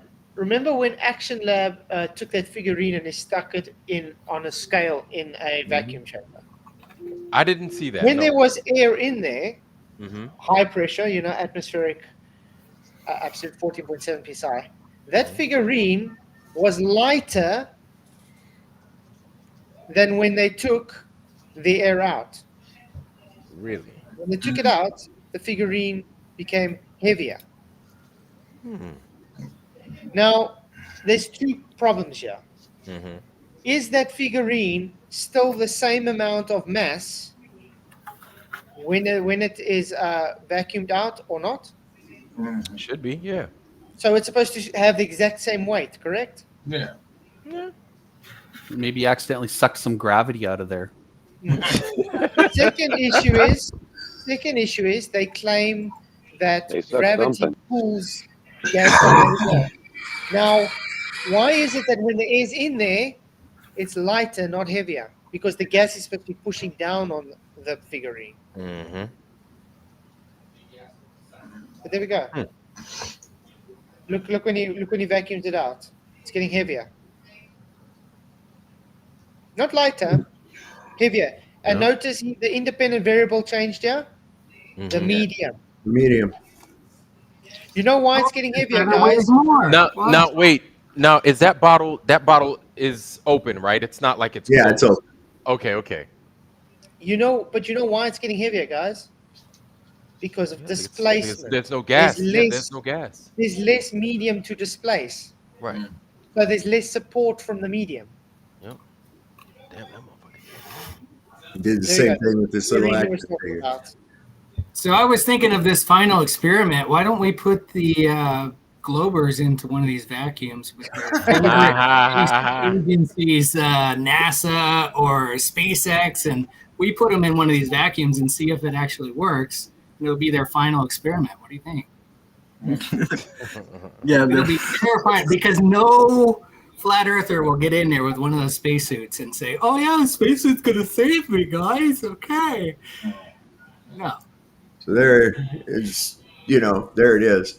Not measuring the weight of the vacuum chamber itself, Sean. Exactly. How about we? Let's listen to the girl that has all the fake skeletons, fake skulls behind her. I like the picture. That's her religion. That's hot. Why does it? Are they equally buoyant? Are they equally massive? They're not. The Your mass of a model bowling is ball flawed, is and more this than is the mass. no, Jason. This is embarrassingly bad. Actually, you. if I do see them live again, I'm going to call in. I'm going to Especially now that we just showed that you're wrong. It's embarrassingly bad. Wow. Yeah. Yep.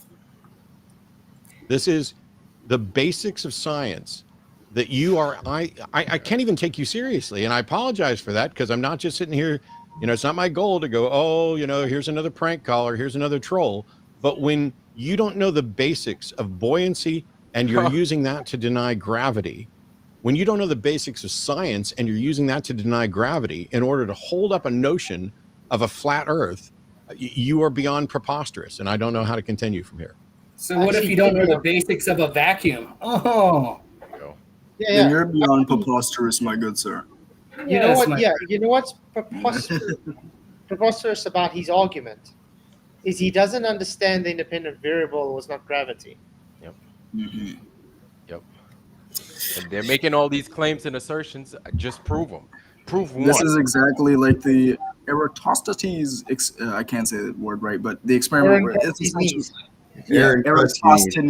Eratosthenes. Yeah, where He just assumed it, and this is all they have to do. They have to assume, and they have to take it by the word of the scientists because they can't prove it themselves. Exactly. And when anyone goes against it, oh no, that's preposterous because they still take into consideration gravity because they feel as if it's they cling to it so hard. It's like I don't know, maybe they have some kind of trauma. It's someone on a drug. Yeah. Yeah. It's their I think we said this before. It's their copium to get away from not being held responsible because the universe is so vast, and there must be other things that. There's no way that we're special and that there's a God. Yeah. No way. Everyone who's liking this stream, hit those likes. Yeah. I love how he is it says, the Earth and is curved because that we can see directly across. Sorry, what's that? And I love how he says, and because you're a flat earther, I can't take you seriously. And I'm like, really? Like, take a second, listen to his questions, and prove what it is you're trying to say. Just prove it. That's it. Just There's a word for that, though. It's called bigotry.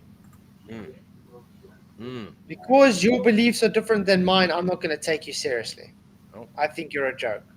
Yep. Yet he will debate people that go against his views all the time for years. Yeah. Not much of a debate, though, because all he ever does is, I don't believe what you're saying, so therefore the evidence is, to me, not correct, so therefore I don't have to agree with you, so therefore you're wrong. And screaming and F-bombs. And muting people so they don't hear people's arguments. How do you know this guy wasn't saying other stuff as well? Exactly. I couldn't believe that was him on the phone. I'm like, wow, that was him doing that. All that craziness. It was crazy. But what did I say before that? If I do go, he's probably going to end up pulling his hair out, getting triggered. That's exactly what happened. Man. Wow. I mean, I was watching it. You know how it started, guys? Mm-hmm. Calling me out stupid, saying I don't respect people's pronouns. Because I said I don't care about pronouns, so he had to talk about God. Yeah. Oh my God. Yeah, he had to turn it into that. That's right. Because I took it as a joke, and I just said, yeah, I'm old school, still a male. That's just my pronoun. What the fuck do you mean, what are my pronouns? Who asks that? Who asks that? That's what Who he the hell asked. asks that? I've never asked anybody in the world ever, what's your pronoun? I look at you, you're a guy, you're a him. Did your mother ask you what your pronoun was when you were a kid and said, "Little Jason, get over here, you, him, her, it thing"? Give it, you're making jokes about it now. You're making jokes about it now. Give it some time, man. These hospitals, they're going to start to remove that shit, and they're going to be like, hey, a human being was born to a couple of human beings. They're going to try and remove gender. Just give it some time. You get over here, young them. Yeah, all right. Every country will have the required age. Each country will have the required age that you have to tell your child. What do you identify as? Well, that's only if you actually participate in their bullshit. Okay. Of course. Governo mentis, control of the mind. Okay, so what state are you in? You're in a state of mental delusion, thinking other people have a higher claim over your life and property than you do. And so you agree with it. I'm not talking you specifically, I'm talking about everybody.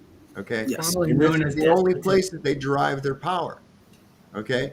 Ultimately and fundamentally, government is force, government is violence. Mm-hmm. What does it say on the dollar bill? Norvos Ordo or whatever? I forgot what it was. Novo Ordo Seclorum. Seclorum. Order out of chaos. Order of the ages. New order. You got hot water, which is all. And what's that? Annuit coeptus means he favors our endeavors.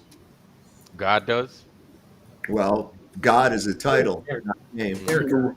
What God are we talking about? Little G, remember? That's their little G God. Okay, that's what I'm saying. God is a title. It's not a name.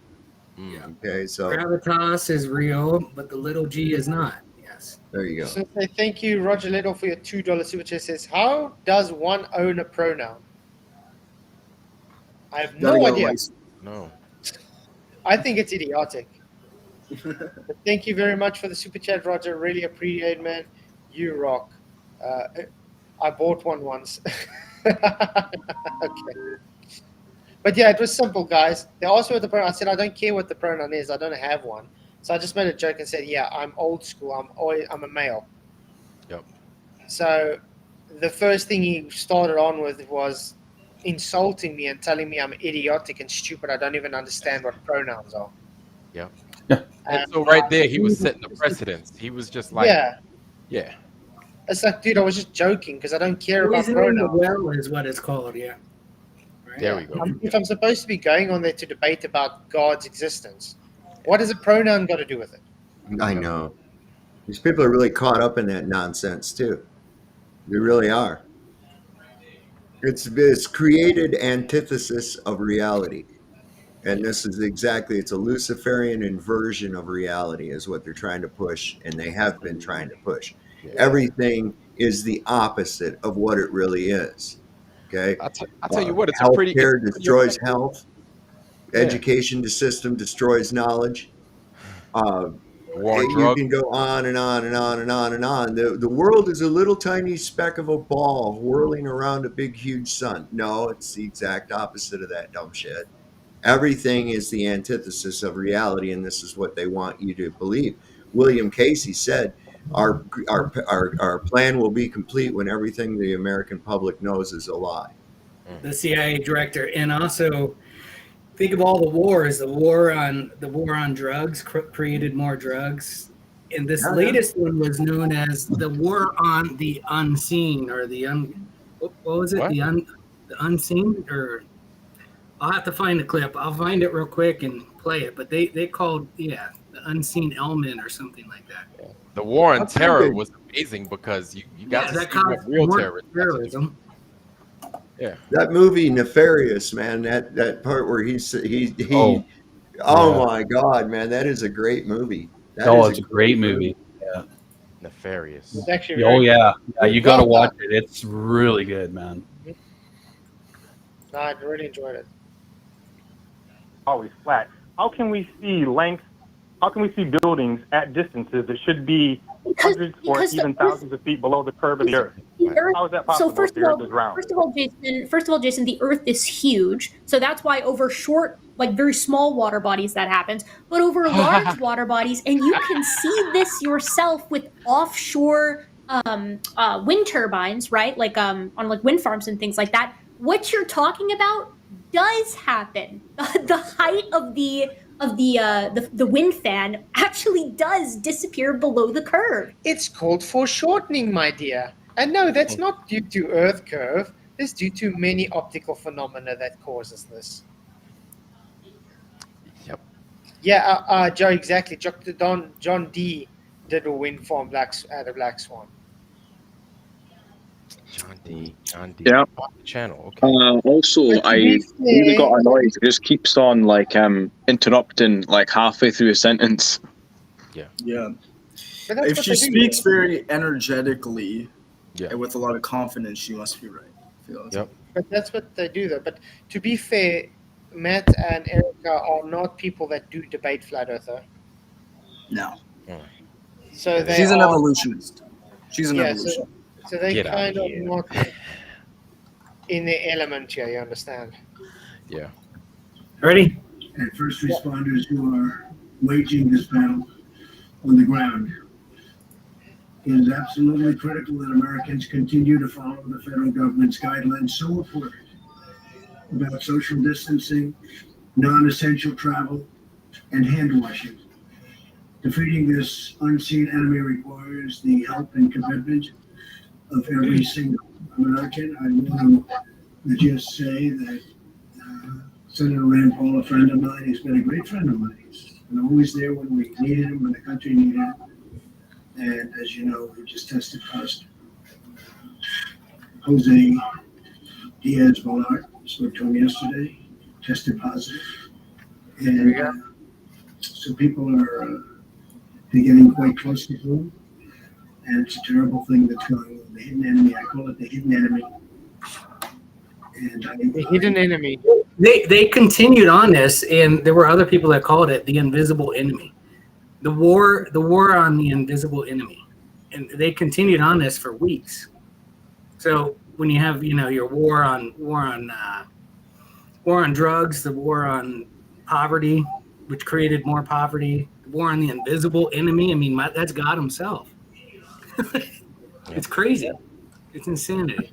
I'm sure there's a shorter version of it, but I can find others. But I'll let you go on. But yeah, that makes exactly sense what you're saying. Definitely an invisible war, because it's spiritual, guys. We do not battle against flesh, but the principalities of. Uh-huh. Yeah. Mm-hmm. I forgot the entire. The principalities of darkness. Yeah.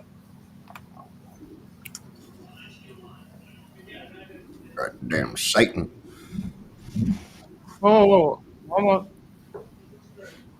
Shaitan. No, I thought I was showing it. I wasn't. Okay, let's try it again. There it is. There it is. Kurt, you can see it for yourself.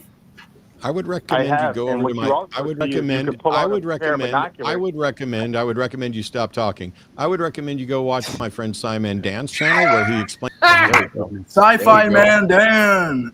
There we go. That explains You got everything. the answers. Oh my! The last person you should be appealing to as authority on this is Simon Scam. Oh yeah. Scam man Dan. Wow. Yeah. Really, Simon Dan is your appeal to authority, Mr. Matt. No wonder why you are the way you are.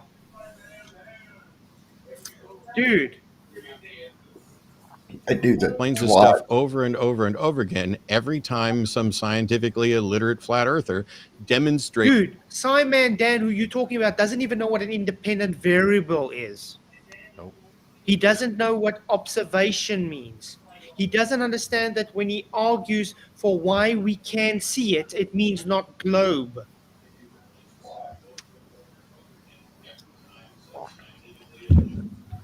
Yeah, most of his stuff is actual just straw man of our arguments. It's idiotic. It's the stuff that your friends send you after you start talking to them about flat Earth. Yeah. It's like one of Simon Dan's latest videos. He's like, oh, I'm going to debunk this guy. He's like looking and it's like, oh, guess what? We see it because it's too close. So what is the argument actually, Simon Dan? Oh, we see what we see, so no curve then.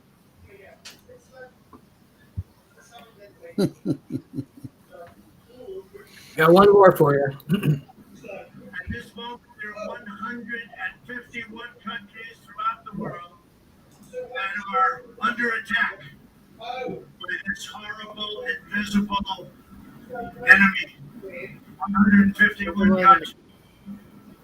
And we're in touch with a lot of them. Our professionals are the best in the world.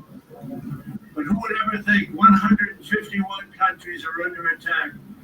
We are one family bound together by love and loyalty. The eternal traits so perfectly embodied by the You hear the way he talks with the eternal and all of this. Who's being attacked by who? It's an invisible enemy. I mean, exactly. And why, again, I'm going to point out with the whole Witsit thing, why would you defend this? And why, even if you claim that you're, okay, well, he was only doing it because he's a better debater and all this kind of stuff, and he thinks he would be better for America. Why? Why would you ever even defend a lie? That's also just giving the people that actually like Trump, supposedly if he doesn't like Trump, better arguments according to him. So it's a lose-lose either way. I just think Witsit should be staying out of politics, to be honest. Yeah. And I tell you what, with this with this final experiment coming up, that right there helps him lose credibility. And I don't think he understands this. Yeah.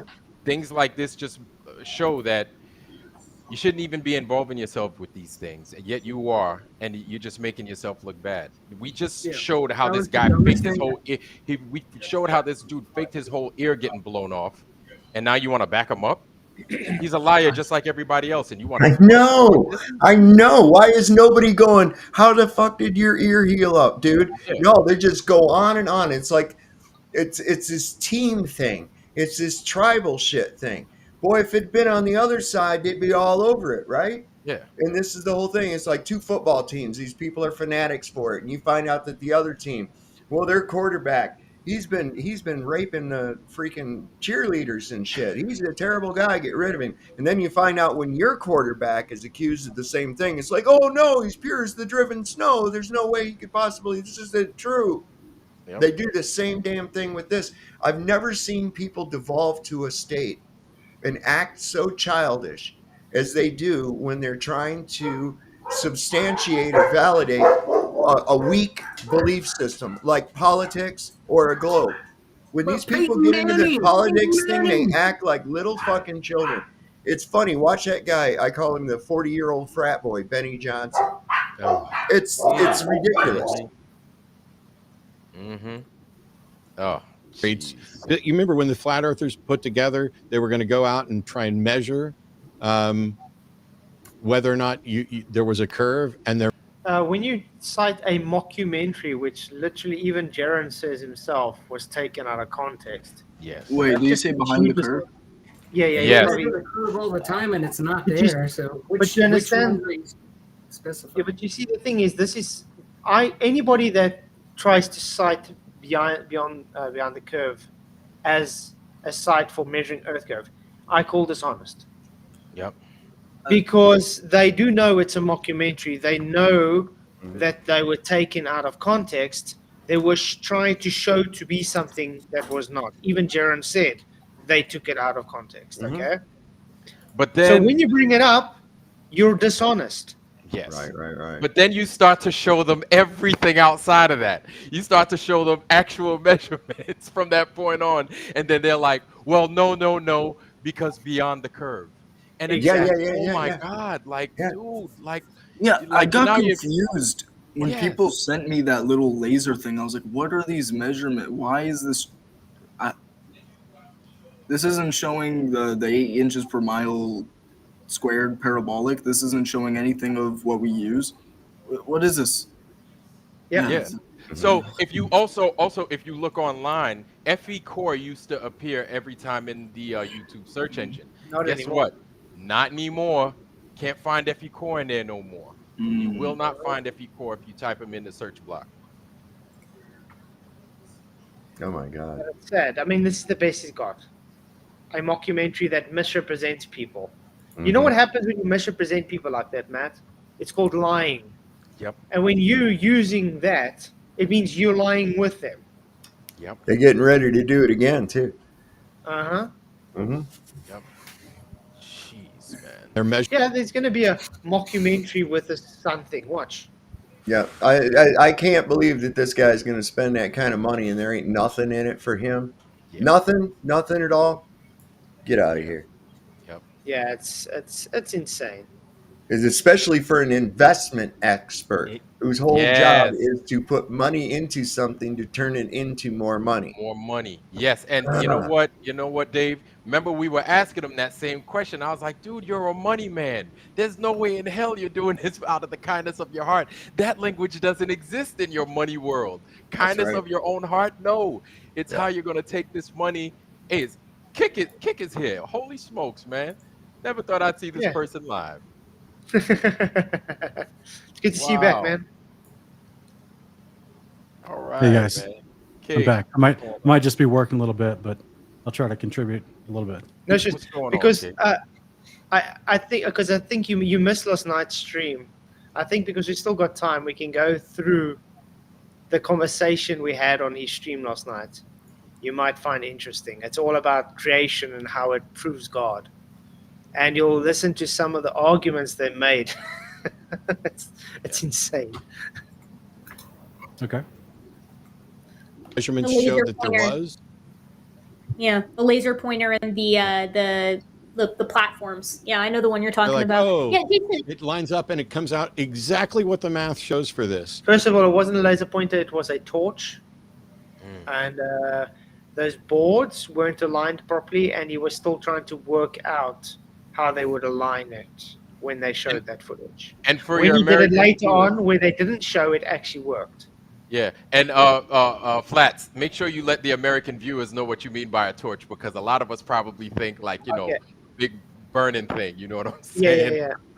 A laser pointer is concentrated light. Okay, so it's pinpoint. When you look at a torch, it's dispersing in all directions.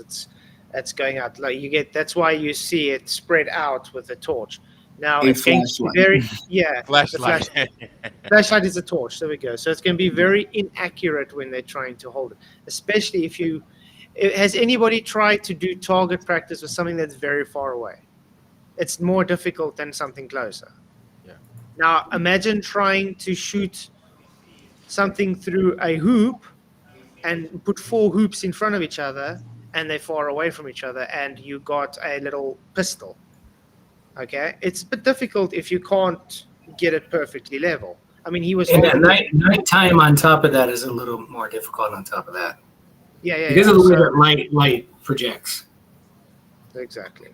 So it's stupid actually, because he, first of all, the light wasn't level. He was holding it in his hand, so it could be, shown down a bit, shown up, left, right. It doesn't matter. The holes were also, like we said, he cut it out looking like a dog's breakfast. So it doesn't even line up like it should. He supposedly was going to use a laser, but the laser that he had was like a $40,000 laser, and that burnt up beforehand. So they decided to use their best light itself that had the highest lumens, and that's what they were using instead of a laser itself. So and yeah, that's crazy. I mean, even if those boards that they placed weren't perfectly aligned. Okay. Remember, they put them from position to position. If they're not aligned properly in perfect position with those holes actually perfectly, I mean, look, even my hand, if I don't align it properly to the camera, it's not going to show right. And that's exactly the light. The light has to go perfectly through there. There's just too much variables in there to be counted as successful or unsuccessful. It's an invalid demonstration. I think a better analogy, like you were trying to say, was the laser would be a sniper pinpoint, good to go through, and then the torch or the flashlight would be a shotgun, spreading out. Yes.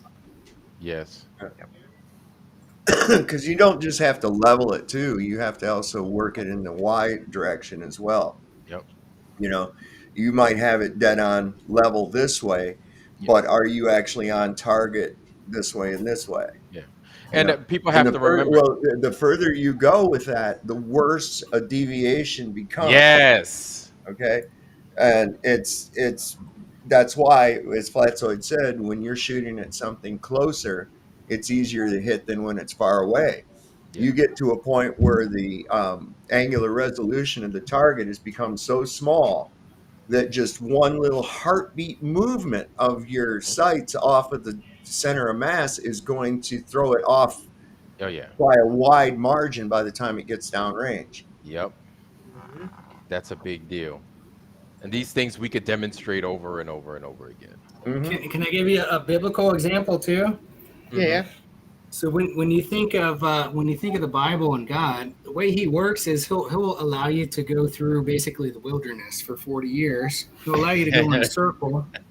And if you mess it up the first time, He may give you another chance, but you'll end up exactly at the same point. Jaron's at the same exact point that he was before to give him another chance to pass this time. Well, when David killed Goliath, did he calculate Coriolis? All right. But I'm just saying that not to be deceived again, but yeah. Yeah, and he did know he needed 5 stones though. We might need to fall 7 times and then get back up. Is all. But even Flat Earth Banjo, like he shows this every weekend, usually on Sundays. He'll be live and he'll just be on his show saying, "Hey man, this is not good, not only for you, but it makes the community look bad. Like you've been through this before. Like talk to somebody." My thing is definitely like before you take these endeavors on your own shoulders, man, you've got a whole count, you've got a whole bunch of people. It's not you that make the community. It doesn't matter how big your damn channel is. You know what I'm saying? You've got a bunch of wise men and wise people out here in this community that you can talk to. Talk to them first. Old folks, talk to them. You know what I'm saying? You got to use your resources before you start going out on these adventures and just and then ultimately misrepresenting all of us. Yeah, that's again Moses. I mean, imagine all the people that screwed up, and he had to carry them on his shoulders and redo it again. Yep. And he had to spend 40 years out in the wilderness before that just to learn to get to the point he was. So. Yeah. And he still didn't get to go to the promised land. He didn't get to the promised land. He still didn't get to that point. He was like, you see them? That's where they're going. You keep your ass right here. Yeah. He got upset and he hit that rock. Yeah. And God, it's you crazy. Hit the rock once, my friend. Yeah, God mentioned it. He's like, hey, remember that time when you hit that rock? Well, guess where they're going? They're going, you're staying. He's like, man. So the water flowed. You guys remember his reward was still waiting, though. Don't get it twisted, right? As Ironwork says, don't get it twisted. Yeah, sure. His reward was still there. It's just that he had to wait for it. Yeah, Sean. Have you guys ever heard someone calculate the distance that Moses saw when he went up to Mount Nebo before he died? And it said God showed him the entire land, the land that he wasn't going to get to go into, but he took him up to the top of a mountain to show him the promised land. And he could see all the land. Was that also not possible on a flat Earth? Was that Ben that did that demonstrate that? It's not, excuse me. Not possible on globe Earth. Yeah, not possible on globe Earth. Sorry, I said that backwards. was that Taboo Conspiracy 3 that did that demo? Do you know the distance, though, Sean? I don't remember the measurements now. But that's just one of many examples of that's just the math doesn't work for the globe. It's not there. Right. Like New Jerusalem coming down. Right. Mm-hmm. But then the rebuttal you're going to hear is the Bible is a man-made book. Yeah. But you can still climb to the top of Mount Nebo today and take the same observation. Uh-huh. Yep. Yeah. Which is actually affirmation of the Bible. It's affirmation because you can make the same observation. Yes. Right. All right, boys and girls, let's get the chalkboard out. That's another one. Now, you guys may have heard me say this before, but I live in Wyoming. And in Wyoming, we have large mountains, 12,000, 13,000 feet tall peaks, but we have large flat areas in between the mountain ranges. And from where I live in a valley between two mountain ranges. And if I go up to 9,000 feet, which is like 10 minutes behind my house, and I go up to the peak at 9,000 feet, I can see like 150 miles to another distant mountain range, and I can see the peaks in the distance on a clear day. Wow. And it's just with my natural eye, not even with cameras, right? So, and that's what I know as far as the measurements thereof. There's another observation, like as I know where the mountain range is and approximately how far it is from my house. But there's other mountain ranges because you go to an observation point at 10,000 feet at Snowy Range, and you can see into Colorado, into northern Colorado, and into multiple mountain ranges into Wyoming as well. And it's like easily 200 miles, easily. It's amazing. So none of the math works for the ball. So it's wild because this lady on the panel with Matt, she said the Earth is huge. You're like, okay, well, there's no numerical value behind that. Give us the numerical value that you guys of the globe give us, right? You give us the 25,000 mile circumference, and then let's work from there. Yeah, I'm gonna use that logic when I talk about my muscles. They're just huge. Don't worry about measuring. They're huge. They're just huge. You don't need no numbers. All you need to know is they're huge. Exactly. See, it's all in the way you word things. Okay, so you see this chain link I have right here. Yeah. Okay, this was my wife hit this chain link with a 5.56 millimeter AR-15 at 100 yards. It's pretty good, right? I never said she was aiming at it. But when people bring it up, they're like, wow, I say that. I say, yeah, my wife hit this at 100 yards with an AR-15. They're like, holy cow. I don't tell them that she was aiming at a steel target that this was hanging from. Right. It's like when I was 6 years old. Yeah, when I was 6 and I was shooting my BB gun at my G.I. Joes in the backyard. And one day I accidentally hit a wasp that flew in front of the bullet's path. And my brother grabbed the wasp with the BB still in its body and went to show my dad because he was so astounded. And then so my dad thought I was a great shot, but I was just shooting at GI Joes. They see that's why you need to have context when it Yep. comes to it. When it comes to something, and that's No, but see, that's in my exactly how 6-year-old people- brain, I had calculated Coriolis, I'd calculated wind speed. Yeah, It was, yeah. I mean, I calculated the frequency of the wasp itself and its flight path. All that went through my brain in a split second. It was great. Sure. Sure. Oh man, that's good. Roger Little, thank you for your $5 super chat. Really appreciate it, man. He says Nathan straight up warned him what was going to happen. Yep. Russian target practice right there. Oh, it's 762 by 39. Yeah, You know, I got now my Mini 14 will not shoot that shit. I bought 2-layer for that and in 5.56, and dude, it won't. It don't want nothing to do with it. It won't cycle correctly. It's a snob. But I can put that shit in my little AR pistol and fire it all day long, man. No problem. My AKs, they don't give a shit what you put in them. They'll Oh, hell just no. shoot. You can throw Just rocks name in it there. Okay. Some 9mm are like that too, but like my little EP9, it's a pistol carbine, shoots 9mm, and I can shoot the cheapest goddamn ammo out of that thing all day long. That's my Ruger. My Ruger doesn't care. It's Yeah. cheap as hell, but it still shoots every time. Wow. Hi, Brian. Good to see you, man. Glad you could make it. But yeah. Steve Lee. Okay. All right, back to topic.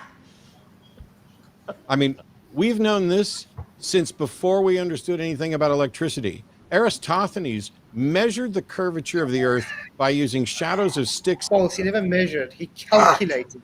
Do they know And he that? calculated his steps with his scribe walking 500 miles, counting his steps. I mean, my God. I would walk 500 miles. But do you think? But do you think they'll ever get the difference between understanding the difference between calculation and measurements? No, they won't. They're dumb. They just take whatever an authoritative source has told them and they commit it to memory. Doesn't matter if it contradicts itself. They just that's what it is. It is written. It is written by report. It is. I was just as dumb, though, so I have to say they might. My guys will.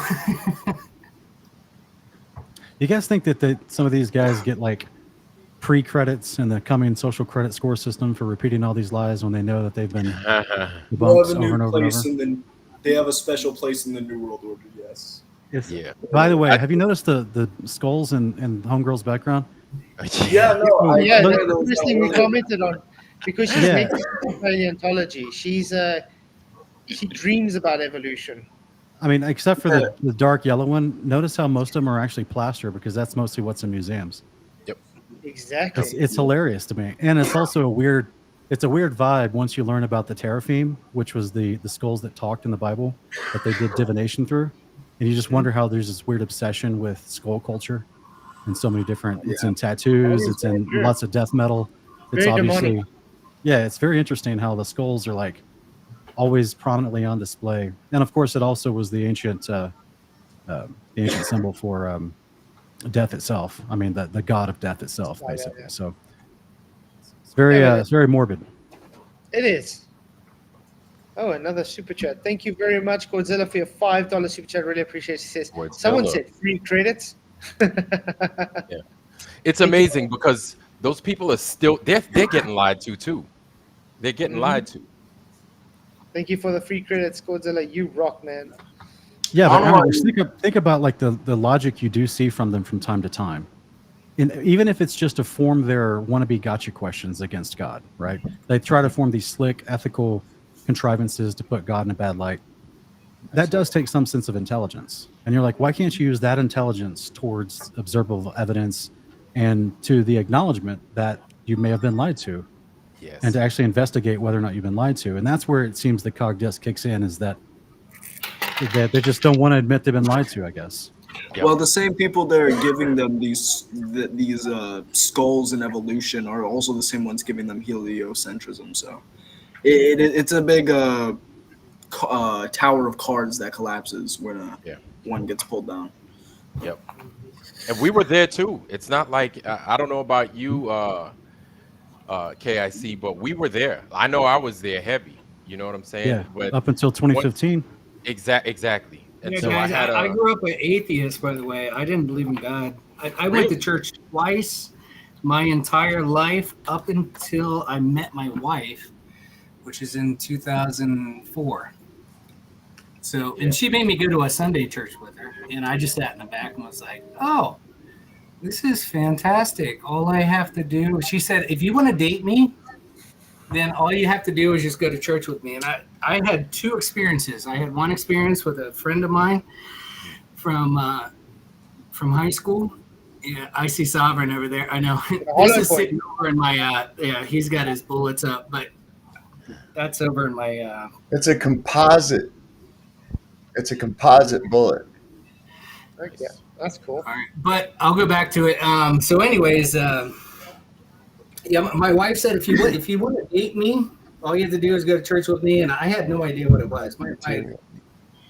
I didn't know anything about any of the denominations or anything else, and she went to a non-denominational, i.e. Babylon church, which I know now all that means. And so, but she grew up Catholic, and then she went into a Baptist. When I met her, she was going to non-denominational. And I went in and I was like, "Oh, this is all you have to do on Sundays? I'm not doing anything on Sundays anyway. I show up at 11 a.m. and they give me donuts and coffee, and they have a great band, and they talk 2 or 3 verses, and the dude tells me 30 minutes of what he did through the week. I can do this. This is like AA or something. Like, this is great. Like, wow, this is okay. If that's all it takes to date you, then okay, I got it. But if you want to be my lover, you just gotta go to church. That's a good foundation, but that's a good foundation though to build a relationship on. Yes. So, or yeah, I mean it's That's commitment. what monogamy was built on. Commitment is a good basis, but the Bible itself and not understanding it and just saying that you're Christian is not a good basis. But yeah, I'm sure it was difficult though also because I mean, you weren't on the same wavelength as her when it comes to the Bible and stuff. I mean, the Bible talks about unequally yoked, and Right. I've seen it sometimes it doesn't work out because the one is a Christian, the other one's not a Christian. So it's almost like a gamble. I went in to go and basically tell everybody why the Bible wasn't the Bible and why it was completely untrue and everything else. And then I ended up bringing her into the Sabbath, the feast, and so on. So you guys can go where you want with that, but that almost broke up our marriage. And yeah, we can have discussion about that later. But wow, yeah. What's wild? What's crazy is when you claim that you're a Christian until you see the flat Earth, and then you kind of look back at what you were doing before the whole true Earth and flat Earth discussions and everything, and you're like, wow, I really wasn't there. I thought I was there, and the amount of clarity that it gives you after you start. Is that Chicago or something? Philly. Philly. Okay. Are we gonna go on this video? Yep. Yeah. And shadows in wells. We did this before we could turn on a light bulb. The fact that you in 2024 are using a cellular device going through geosynchronous satellites to communicate to us that you don't think gravity is real, that the Earth is flat, that there's not a curve. This is embarrassingly bad. If you want to call yourself a skeptic, everyone should point and laugh. Wow, so that's his argument. No, you dumb, so let's laugh. Okay. Great rebuttal. Notice he hasn't rebutted Jason's argument though. All he did was insult him. Yeah. Yep. So that's not a rebuttal. Because he hasn't actually shown his argument true. He hasn't shown gravity to be true. He proclaimed it to be true, but that doesn't make it true.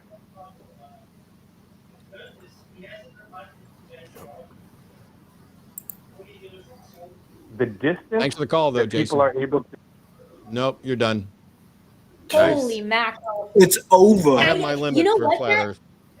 Wow. You know what, Matt? When you got up, so when I brought up the thing You're about rude though. Just say thank you for coming. Until next time. No, you're done.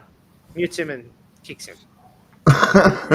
That's exactly what they did to me. Is they didn't even tell me they kicked me. They're just talking. I'm still talking, and I was already off the line. I was still talking. That guy was already off kilter because of the fact they can't handle that. They can't handle somebody who walks with God talking to them. They cannot really handle it. When it's somebody that actually has that light, they start losing their shit. They look right relieved off for the some bat. reason. And that's what Aaron Ra did. That guy you were talking to. He was just like, he just started losing his shit right off the bat. Fake over Anton LaVey. pronouns, for crying out loud. What do you mean? That's part of our whole thing. You have to have pronouns. Fuck you. I'm not playing your game. I don't need to. Why should I have a pronoun? For what? Yeah. What's that got to do with the argument? The argument was we're talking about God. So if I don't want to talk about pronouns, I don't have to. Yeah. But he was setting it up. He was setting it up that way, man. I mean, he was muddying the waters or poisoning the well, getting everybody against you, like right off the top. Yep. I'd say my pronouns are what belong to the proper grammatical English language. My shoe size is 10. My pant size, what else do you need to know about me? I'm here to have a discussion, okay?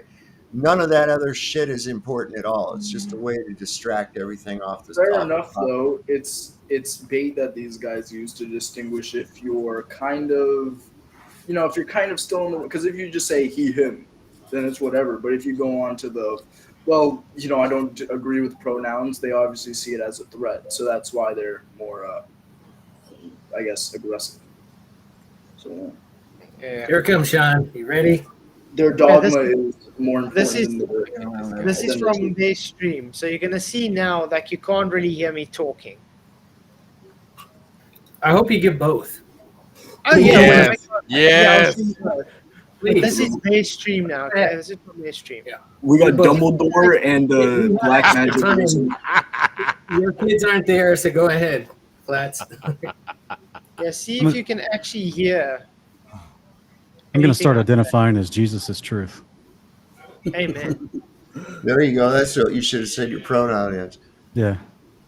I think I should do that next time I'm on. Because I'm definitely going to go on again, guys. Just call me Jesus is truth. Yep. Can you demonstrate it? Yes, I absolutely fucking can. Tell me something that you... Oh, and by the way, excuse the language. They're going to swear the whole time. They get really triggered with everything. You think I believe that I cannot demonstrate. Watch me fucking... And notice he has to have his head lined up. Yep. Yeah. Yes, sure. but that's why he does that exactly. He thinks he's a Baphomet. He's trolling just with his background. Why is he dyeing his beard blue though? Come on. It looks so Well, that's LGBT. He's done a lot of weird He's trying to have that Anton LaVey look without shaving his whole entire dome. Well, I thought he just had a watch smoke what on. happens after Flats has the discussion with him. I think he's taking like 4 shots. Oh yeah, he was drinking nonstop. He was just like pounding him. He's like, I can't take the truth. I must. He was hardly getting his eyes open. I think he's trying to be a Vulcan or what are those things? Klingon. Star Trek. Klingon. Yeah, Yeah, that's Klingon. Yeah, he's an atheist. He doesn't even believe in the devil. It's like a weird aesthetic that still makes him look like a teenager. Oh, he believes. The sad thing is he thinks he knows more about Christianity than Christians. That's the sad thing about Aaron Ra. Yeah. The problem here is, and by the way, One shot. Said that Kevin called in hot and had to be calmed down. And a lot This is the guy just before me. Just to get him. So I'm sorry to interrupt again, but guys, I just want to say that, I've actually been for the last couple of years, I've actually been praying that the Father would, work through me, not for the sake of me, but just I haven't seen anyone else attempt this, so why not me? But if I'm ever in a call, or if there's a moment in a call with someone as satanic as Aaron Ra, like, just Father, just let me actually cast out the demon and live in real time on camera. You know what I'm saying? And see, and just something dramatic apparently has to happen, because reason, logic aren't working with these men. They're just perpetuating the same lies. I didn't know this was going on. I don't know what this is or when this was. I understand what you're saying, but I mean, last night. Yeah, go ahead. And Flats literally just called in. He saw the number. And said, hey, they're live right now. Yeah. And he said, let me call in live. He was actually about to. That's right. He was actually about to shut down the show for the day. Yeah. And then he was like, "Oh, look at who's live. Hey, let's give him a call." Yeah. Because the thing is, I thought we're actually going to start talking about God, and if it got to that, I could actually, get somewhere. But they didn't give me that opportunity. So as soon as I started talking, they started insulting me and swearing at me and muting me. Right. So have you guys seen like they call themselves the Demon Slayers, but there's like a group of YouTubers that they claim that they're like professional exorcists, basically. Like they're constantly delivering people of demons, even on Zoom calls and stuff like that. Wow. And so, when you start like looking at the actual people responding and what's happening here, like some of it's highly questionable. You can't really tell if the person that is supposedly being delivered of demons truly had them, or if he's just kind of like being caught up in the moment and going along with it. Because I've been in a lot of church in my life, and I've seen people at the front altar calls of church just going along with it, right? Because they think they're expected to show some sort of results. Otherwise, it's going to make the pastor look bad or something. I've seen people try to like fall down in the spirit, but they're just faking. Well, remember, it. they always fall backwards, and always in the Bible, they always fall forward. So that's right, yeah. So all I'm trying to say real quick is that in my life, I've actually had moments where something that Bible describes as a word of knowledge, right? Where God says something very clear to you, and then you're talking to someone who you don't know their affairs, you don't know their details, they're considered a stranger to you, and you go up to them with information you shouldn't have, because God has given you that information for the point of ministering to them in one way or another. And I've done that multiple times, over 24 times in my life, and every time that's happened, it's been like a super clear line of communication in my brain that go talk to this person, here's the details. And you know what I'm saying? And it's been 100% accurate every single time, right? So that's called a gift of the Spirit. And that's an amazing thing. I've never had a gift of the Spirit that says, jump in this live stream and cast this demon to this person. But that's what I'm praying for. I'm like, Father, make it super clear as you have in time. And with me or with anybody, I don't want credit for it. Like let any Christian do this, I don't care if it's someone that has a YouTube channel or not, or someone that has a ministry or not. You don't have to have a ministry to do this. This is available to you just because you believe in Christ and He's your high priest in heaven. Like you have two or more. We're two or more gathered, right? Yeah. So it's available to all Christians, all believers in genuine faith, that this can flow through you. And so I just pray that God does this with one of these gentlemen at some point. That would be the most amazing miracle to catch live on video, Yeah, that would be awesome. But I think these are, because I do say this a lot, they're definitely demon possessed. There's no doubt about that. And it's definitely the demons talking through them. And you want to know something, Flats? I got to give you props for remaining calm, because I guess there's like a feeling of sadness that you kind of feel for him. It's like, hey, just listen. You know what I'm saying? And you didn't cuss him out, because I was sitting up there getting upset and I was laughing, but I was like, man, if that was me. But I think the way you held your composure, and you were just trying to demonstrate, not only to them, but also to our audience and to their audience, the amount of discourse that they were avoiding strictly by muting you and everything else. You know what I'm saying? So just off of that alone, like, I got to give you mad props. Yeah, but like Sean says, we have empathy for them. We understand that we follow what God teaches us to, to love them as the way He loves us. So we don't look through them as what they're doing. We rather look at it like, yeah, you're lost, and we feel the need to show love towards you, to rather get you to understand God has a calling for you. Because think about it, if these two had to change their hearts, do you know how much influence they'll have on other people that follow them? They have a lot of influence on people. That's true. This is true. I just want to say thank you, Retro Ball, for your $5 super chat, man. Really appreciate it. He says, Dillahunty boasted he was once a devout evangelical, and moments later, he erroneously referred to Jesus as the way, the truth, and the light. Priceless. Thank you very much for the super chat, man. You rock. Yeah, he does claim to have been a devout Christian at a stage, and then he just decided one day he's not. Now he doesn't accept any evidence as evidence. So you guys remember in Matthew 8, Mark 5, the demoniac, the guy that was amongst the tombs. The townspeople tried to lock him up in chains, but he kept breaking out. He was full of demons. He's full of legion. And Christ went to him and healed him. And when Christ went up to him, clearly he was amongst the tombs crying and cutting himself because he was demon possessed. So it takes a toll on your physical health and obviously your mental health. And Christ went up to him and cast the demons out of him. And then it says the guy was now dressed and in his right mind. So it just makes me wonder, in moments like these, it's like, yes, if someone's I'm a very much a self-defense person, right? So if someone's aggressing upon you because they're demon possessed, I'm going to handle that threat first, and then I'm going to pray for them or whatnot. But I'm going to subdue them first by any means, so they don't take my life, and then I'm going to handle that spiritual issue. But I'll just exercise him right there on the spot with a pistol. I'm not going to fuck around. All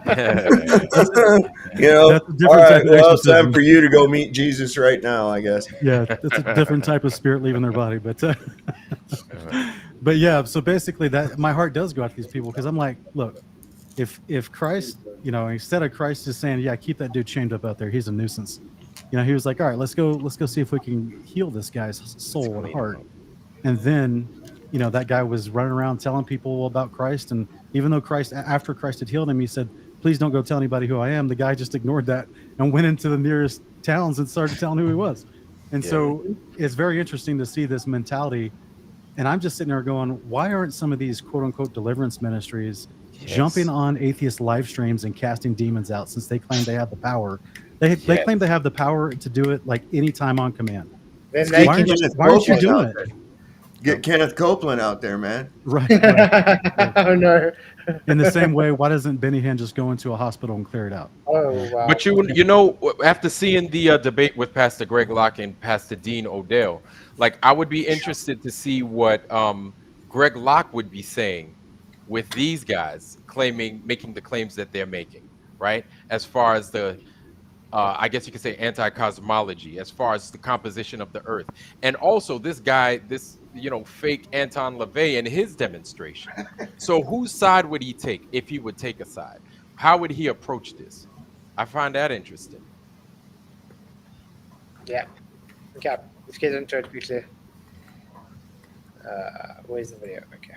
Yeah. Well, Kevin, find me on Facebook, right? Find me on Twitter. Hit me up with something I believe that I cannot demonstrate. Watch me demonstrate it. Why with the middle finger? Jeez, Colin. Because he's kind of triggered. Because he claims he can. Now, guys, note, he just made a claim now. His claim was he can demonstrate that creation shows not to be a god. That was his claim. Which is weird, because when I bring up my claim specifically about that now and telling him to back it up, they tell me, no, it's not his burden. After he just made the claim. From South Africa, pronouns are old school, still a male. I don't recognize those as pronouns at all, Keith, but Keith says the God of the Bible is shown to be true. Can you show that your pronouns are pronouns? Yeah, they're all sorts of pronouns. So just like, yeah, I'm just old school, it's male. But male isn't a pronoun. Actually, it is. It can be placed as a pronoun, because you can be placed as a cat if you want to, a female cat, a male cat. Doesn't matter. But yeah, the argument here was not pronouns, it's about God. So I don't know why he has an issue with it. No, I don't care about pronouns. I'm born with God, so male. But what we're asking is if somebody you do understand we're just asking people what their preferred pronouns are.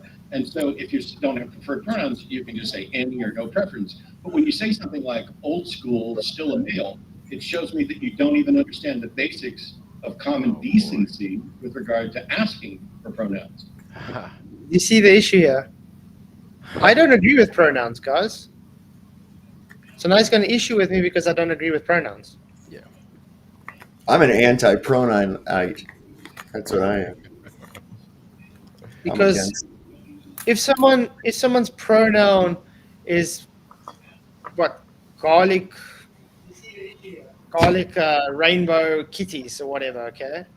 Does that make them a garlic rainbow kitty? No, it doesn't. Pronouns are just arbitrary. It's nothing. It doesn't mean anything. It's a joke. Pronouns are quite literally labels that people have just been slapping on. Before, it was, in some sense, used to determine people that were mentally ill and thought that they were some kind of other, with multiple, others, he's, or what was it? It was they and thems, right? Correct. And then it kind of just branched down to becoming a label where you have, it also reflects your age, and some pronouns reflect some reflect different species, right? So it's Nate. Nate, that's not. You just had me think about something with this pronoun craziness, and you referring to yourself other than what you truly are. I wonder if this is just like fertilizing the soils of demon possession, of you saying, "Hey, I'm an elephant," or "I'm a dinosaur," or "I'm this." You're something other than what you truly are. So is this just making it possible for you to for these things to enter into your body because you're giving them some kind of permission? Because now you're claiming something that you're not. You see, the thing the thing I don't agree with pronouns, the reason why I actually don't like it so much, because it goes against how God created you in his identity. So God created us in his identity. They are going specifically against it, okay? So they rebelling against God's given identity to us. So that's why I'm so against it, because it is rebellion at the end of the day. That's all it is. Just to say, Retropol, thank you for your $5 super chat. He says, if a gender is one of the 72 genders, then atheism is one of the 4,200 religions. Wow. Yeah, I would agree. And yes, atheism is definitely a religion, guys. Don't let them tell you otherwise, because it is a belief. Yeah. But yeah, the reason I chose old school, still a male, guys, is specifically to attack people's changing identity. I am old school, and I am a male, and I will always be a male because that's what I was born as. I do agree with Ironworks a little bit as far as prepping the mind for possession. Because we see that in a lot of movies, is that there's always this entity that wants to cohabitate, and it's never a benevolent. It's always an evil entity that wants to cohabitate with someone and get them to accept them and work with them. And now it's, in a technological sense, now it's being portrayed in lots of movies as AI, working with AI, accepting AI into your life as a part of helping you think and process your daily actions. And it's very deceptive, very deceptive. Yeah, definitely. Someone's asking, what if God is a woman? The Bible is very specific there, so I wouldn't say a woman. Now, Flats, watch out, because you know how this gets into lots of theology where Orthodox theology. It ends up in mysticism as well at the end of the day. Well, what I mean is, people will say that God's definitely not Christians will say God's definitely not a woman, but you may have seen me do debates with Orthodox Trinitarians who claim, well, God's not a male either. Yeah. Because he can't be, because of theology, because of philosophy. They'll say he's not a male because philosophy won't let him be a male. And I'm sitting there going, I've had fellow believers mock me by the hundreds in a debate because I'm saying that God is a male. And so then they go to the hyperbolic extreme of mockery. They'll say, well, wait a minute, you think God's a male, so then what do you think? He's got like a penis? You think he takes a poop? Right? And they think that there is some sort of gotcha. And I'm like, I see scripture saying I was made in his image, right? The image of the Father. And I see, even in Trinitarian theology, they believe that Jesus is the embodiment and physical representation of the Father. and he's resurrected as a male with the who could eat food with his disciples, and probably still has a circumcised penis and all that stuff. Like, he was resurrected back to his normal, his actual image. Like, so, but there is philosophy in Orthodox Christianity that teaches the idea that God is androgynous, that he doesn't have sexual reproductive organs. And I don't see that in Scripture anywhere, but whenever I try to bring that up, I just get mocked over it. Yeah, no, I understand what you're saying. This is exactly that. That's why I say that also comes back to mysticism as well. Yeah. Because it is based on pagan beliefs that God is an Aphrodite. You know what I mean? So it's a part of Gnostic philosophy, which is that the ultimate creator being, not the creator being, but the ultimate God outside of time and space, is androgynous. Androgynous, yeah. Yeah. But yeah, that's a debate for another day. But yeah, I understand what you're saying. I saw a hilarious meme one time. It said, the apophatic God says, "You don't know me, bro." Apophatic theology says you can't really know God. And that's what a lot of mysticism and early Orthodox Christianity started to portray, which is this idea that if there's something they can't answer, they throw their hands up and say, God's a mystery. Don't question him. Mm-hmm. Exactly that. Okay. Hey, can I say something right quick? Yeah. Yeah, I think they want to use these pronouns to build a legal fiction for themselves. They're building their own story day by day. That's why they wanted to go with this pronoun base. Like, everybody has to have their own pronouns. That way they can just obfuscate, have no responsibility for their actions, and they tell their story in pronouns. That's just what I'm looking at. It's like a writer's thing. Do you think that if they were to do something wrong, and then they're, I guess, legally a dinosaur now, and then they go to court, then they can say, well, the former Mr. Jackson killed this person, but we don't have anything in the laws saying that dinosaurs are, they can't go out and kill people. So yeah, kind of along that lines. Yeah. Okay. Pronouns. Okay, so pronouns are going to be one of three things. Okay, they are going to be neutral, they're going to be masculine, or they're going to be feminine. Even like in the Spanish, right? We refer to the masculine sun as el sol, right? And then when we look at the moon, which is feminine, it is la luna, la, because it's feminine. Okay, these pronouns it's he, she, or they.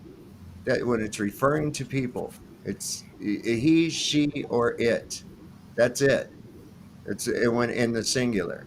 And then you've got, reference, an ambiguous reference to a group as they or them. You see, that's non-gender specific. There are no other ones. These other things that people are throwing in are either made up words or they're words that are not pronouns. They're just words. Mm-hmm. So these people are clinically insane Mentally that adopt this bullshit. You have to be clinically insane with zero understanding of linguistics to adopt that bullshit. So that would be like the first state of their defense. That I was legally insane if they were in court and they just kill somebody. You're Look right. at my pronouns. We're now euthanizing the insane, so let's do that too. I see Matters now is taking that call I had with Matt and Aaron last night. After show discussion. That's what it was, Matt Dillahunty and Aaron Raw. But they're probably going to show his video where I don't say anything. Does he ever muster up any more than like 40 or 50 views? I don't know. Anyway, but like I said, I'm going to be making a video on this specifically because I have to give more in detail to what my arguments were as well. So do stay tuned. There is going to be a video out about this. It reads as if you wanted to make a statement by saying that you're old school, still a male, instead of just answering the question. So I'll stop now, and you can prove that the God of the Bible has been shown to be true. Go ahead. Okay. Simple. God of the Bible has been shown to be true because all creation shows it to be true. Except that there's no such thing as creation, and all reality shows that creation and God is not true. That's a claim, correct, guys? Yes. Of course, it's a claim. So any normal person would say, okay, well, you made a claim, please back it up, because you just said there's no such thing as creation. By the way, Flats, the video, I don't know why, but it's not very loud. Isn't it loud? It's not that loud. Let's see if I can put it louder. I don't know if I... Full blast, yeah. I'll put it louder by my side. Okay, let's see. Better? Okay, you just made a claim. Prove it. Better. Not really. You got a lot of echo.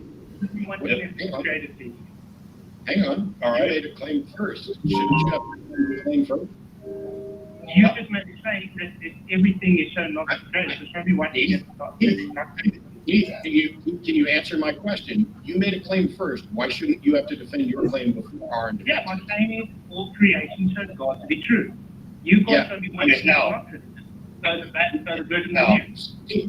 Keith. Keith. How? Okay. Keith, shut up. I've got a Ferrari in my backyard. Oh my God. Keith. See, I'm muted there. I'm busy talking. You made a claim first. On my video, I was busy talking. He mutes me while I'm talking. But you see what just happened? He says, how? So I said, creation shows God to be true. Okay, that's the argument. It's not really a claim, it's just that's the argument. Okay? Aaron Ra comes and says, there is no such thing as creation. That's his refutation to my argument.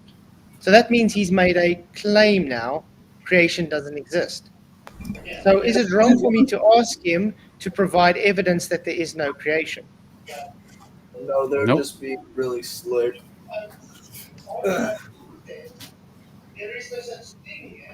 Someone's playing in the background.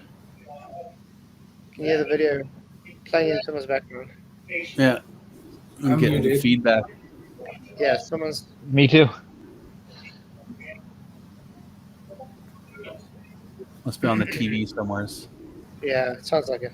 Oh, you know what?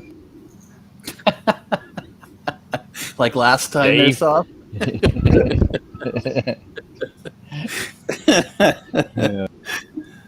He's the culprit. Shouldn't you have to defend your claim before Aaron defends his? That's my question. Answer it. My claim is all creation shows God. Answer my fucking question, Keith. See what I'm saying? Wow. That's a damn good microphone. I got to tell you that, man. Did you see what I'm saying? I wasn't being rude to him at all. He asked me to answer. Play it again. Hold on a sec. Before you play, if you look at his eyes, there's actually red in it. Uh-huh. It was getting really angry as well. Yeah, 10 seconds back. Okay. Before Aaron defends his. That's my question. Answer it. My claim is all creation shows God. Answer my fucking question, Keith. I just said. No. Shut up, Keith, and listen. I'm going to mute you. How do you shut up and answer at the same time? That's my... Shut up. Answer. Shut up while you answer, please. Shut up while you answer. Now. As many debates as I've done, this is the give me your answer without speaking. Yep. I can't believe he got that upset. John, you want to say something? I see it. Yeah, I don't know if I came through or not, but I was just saying I've seen this in all the debates that I do where they're looking for you to say a specific answer. You don't say that, they get mad, and they keep saying you're not answering them, but you're just not giving them the answer they want because they're trying to set you up. That's right. That's right. That's exactly what was happening, and this is why I didn't play their game. Because he wanted to do a loaded questions, where it's like, it's just a yes or no answer. That's it. He doesn't want me to give a backup. He doesn't want me to give a rebuttal. It's just you say yes or no. That's what he wants, because he wants it to go a certain way, and it's not going to happen that way. This is, and I could see it straight away.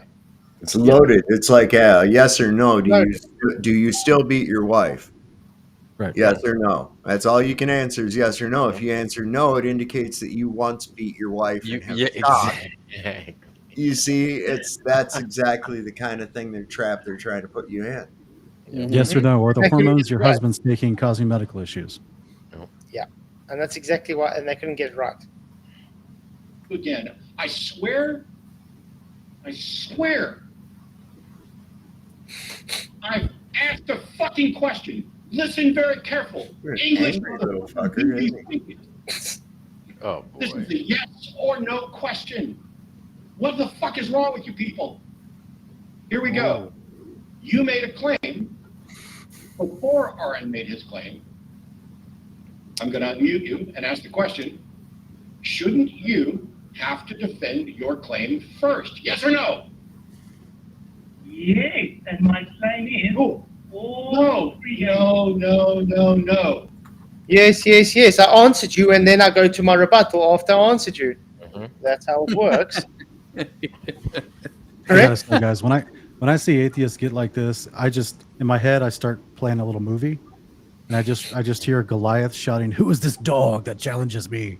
And I just start seeing David reaching down and grabbing those stones. I'm just like, that's just like the little animated soundtrack to my head that goes with this type of behavior in life. Of like, what movie? Maybe this movie. Maybe this movie. Oh, Office Space. Office Space is so great. So Mike Judge is a genius, man. He's the one behind Idiocracy, King of the Hill, all that, man. Don't forget Beavis and Butthead. I still watch King of the Hill reruns, man. I love King of the Hill. Hank Hill's funny as hell. Sean, when you're saying you're playing the movie in your head, that's the old movies I used to watch, and exactly. That's it. Yeah, I just think to myself, if Yeah. they're so belligerent where they can't allow you to speak truth, that's what I was joking about earlier. There is, okay, I'm going to say this very carefully because I know we're on YouTube. There is, there's no doubt in my mind that if people with this behavior had any type of power, Christian persecution would be 1,000 times worse in every country. Oh yeah, 100%.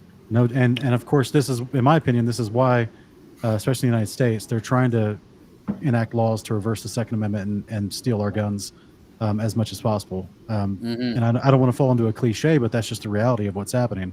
Yep. And so I just think that these people, this attitude right here, let me mute you. You don't answer what I say. You don't do what I say. Like, it's just he's traded the SS uniform for flannel. That's all it is. Yep. Yeah, this is North Korea in America. Yeah. And this is what they promote. This is what they promote all over YouTube and the other stuff. In the same sense, I feel like, and this is why, I mean, even Albert Pike said we're going to unleash the atheists upon the world. They're kind of interconnected with the little tiny hat people because even they have this whole idea of,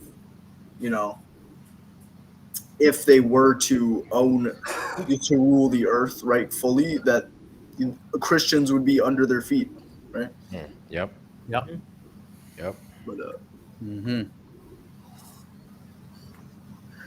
It's a yes or no, not yes and. I'd like to actually get to this. So would I. Oh my I God. want to hear how anything in creation points to God.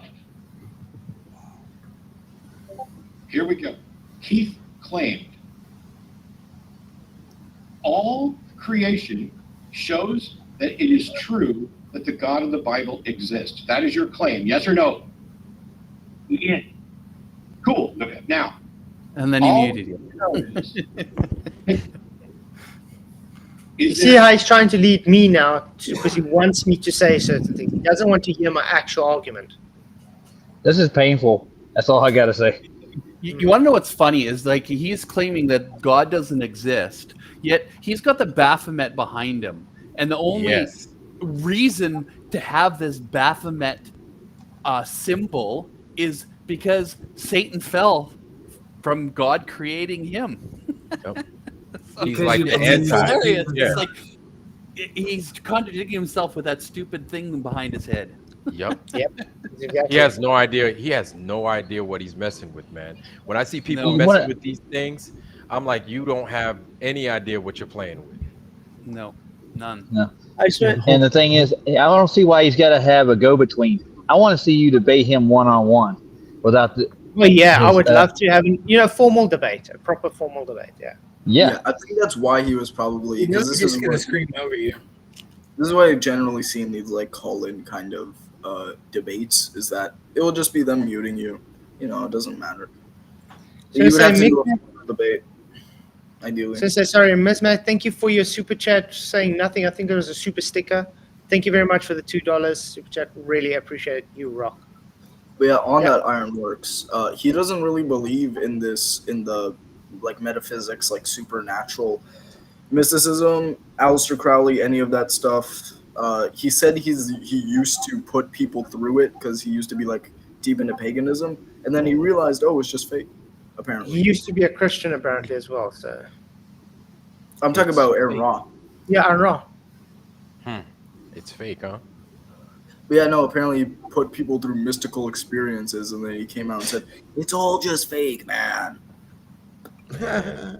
Yeah, it's sad, but one ayahuasca trip too many. But you see, to be fair, I'd rather debate Dillahunty rather than Aaron Ra, because Aaron Ra has a way of just being. He's got a different type of condescending tone to him. You know what I mean? Than Aaron Ra. They're both condescending, but they have two different styles. Aaron Ra is just simply his hand wave dismisses. Nah, you're an idiot. I'm more smarter than you. But in a way, like nothing you're going to tell me is going to change my mind. Well, they're both the same, but the way they present it is different. You understand? Yeah. Aaron Ra takes it more like a joke, where I think Matt takes it seriously, but he takes it more on the line of nothing you present will ever change my mind. Aaron Ra takes it, you can present it, let's go through it, but then I'm just going to tell you you're wrong anyway. Yeah, true. But yeah, I would debate any of these guys actually with a proper debate platform, because then he wouldn't be able to do what he did last night.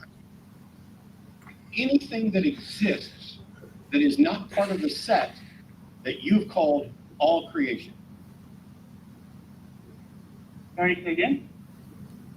Is there anything that exists in reality that is not a part of the set of things that you are calling all creation? No. No, everything is created. If the foundation is created by Hang God, on. everything becomes all. These are yes or no fucking questions. I swear. That's so triggered. I'm not allowed to give a rebuttal, a response to what my argument is. Yeah. I think he knew if I actually had to give a response, then he would be dead in the water. I think that's the whole issue. Mm-hmm. Answer anything other than yes or no to the yes or no fucking. Shut the fuck up, Keith. Dumbledore said calmly. I'm going to mute you. I'm organizing you long enough to say yes or no.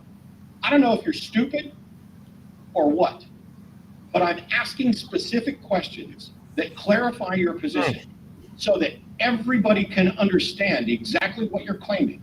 And then once we've established that, I will then allow you to defend that position beyond a yes or no. Do you understand yes or no? Yes, I do.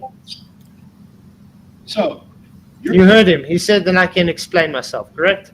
Mm-hmm. Okay. you're saying that all creation shows that the God of the Bible is true. And my question was, is everything that exists in reality part of the set that you're saying is all creation? Yes or no? Yes. So this towel that I'm holding is part of creation. This comb that I'm holding is part of creation. And this piece of sand that is on my desk is part of creation, correct?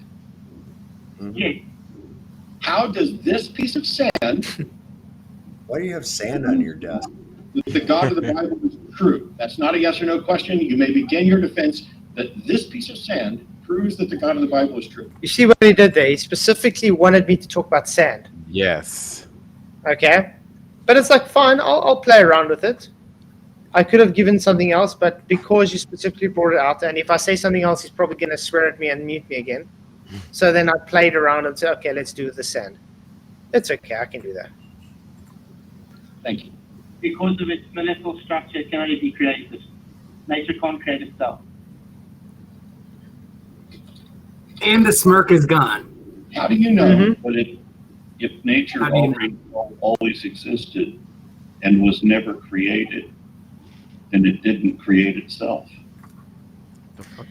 And that's where we get to the oxymoron. If nature always existed, then it never created itself. For it to exist, it had to be created. Because it's natural. This is why they don't like God being the uncreated God. That's why I was saying this is a Gnostic belief. That's what this is. This is all Gnosticism. I mean, can anybody show me nature where it just exists? Or does it go through a process of existence, creation? Well, even if we look at a process even today, we can testify that to something that happened in the past. I think they're trying to tell themselves that they are going to be a god one day, and they have their own creation. Yeah,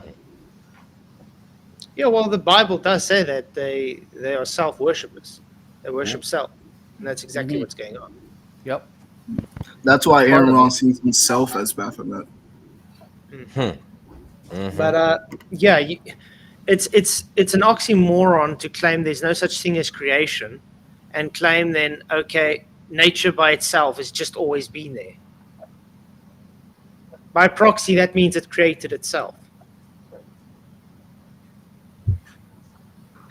Because they're giving nature divine attributes that's over nature.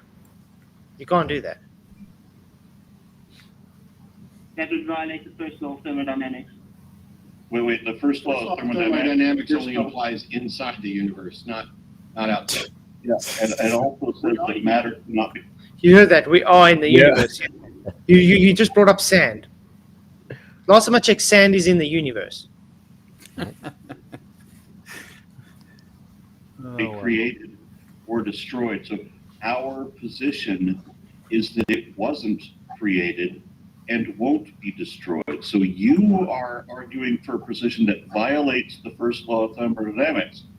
Yours is the one that you need to defend your violation of that first law. How am I violating the first law, guys? I just want to say thank you again, Miss Mac, for another $2 super chat saying nothing again. If you want to say something, just tag me. I don't know if it's a mistake or not, but thank you very much. Really appreciate the support. You rock. Yeah, I don't think sand is outside the universe, so I don't really see a problem with this argument. Is he talking about the first law of thermodynamics? Yeah. Yeah. The one that says energy. Nothing can be created or destroyed. Yeah. So how is that a violation by holding a Christian belief that there's already someone who possesses the energy, which then creates creation? That's exactly my point. It's not. They are trying to reverse the burden onto me when it's them that's violating it, because they're claiming nature always existed. In other words, they're claiming nature created itself.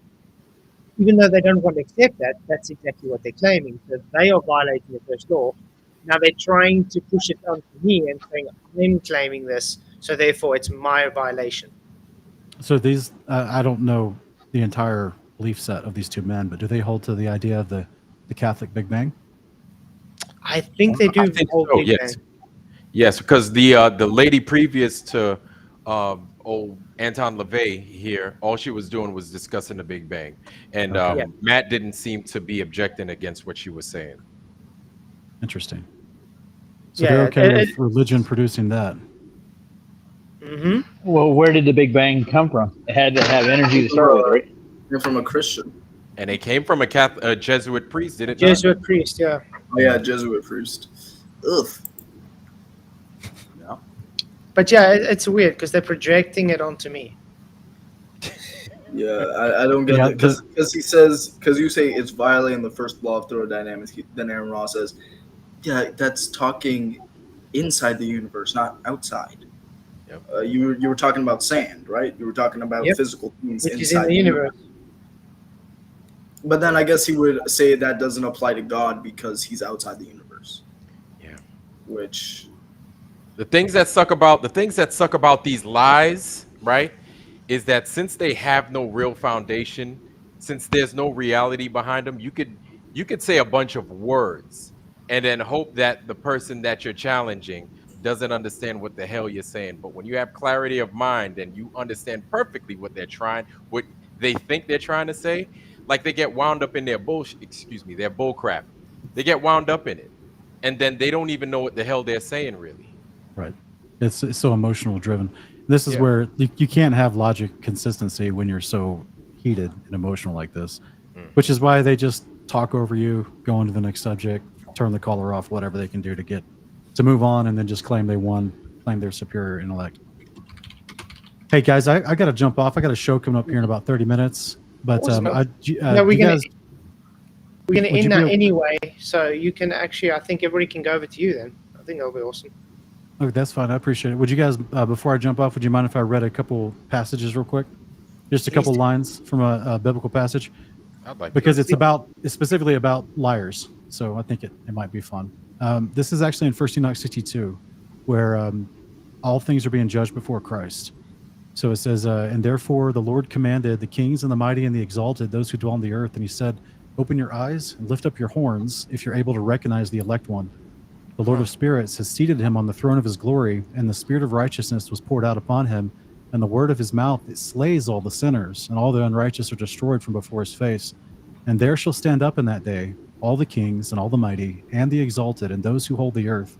And they shall see and recognize how he, the elect one, sits on the throne of his glory, and righteousness is judged before him, and no lying word is spoken before him.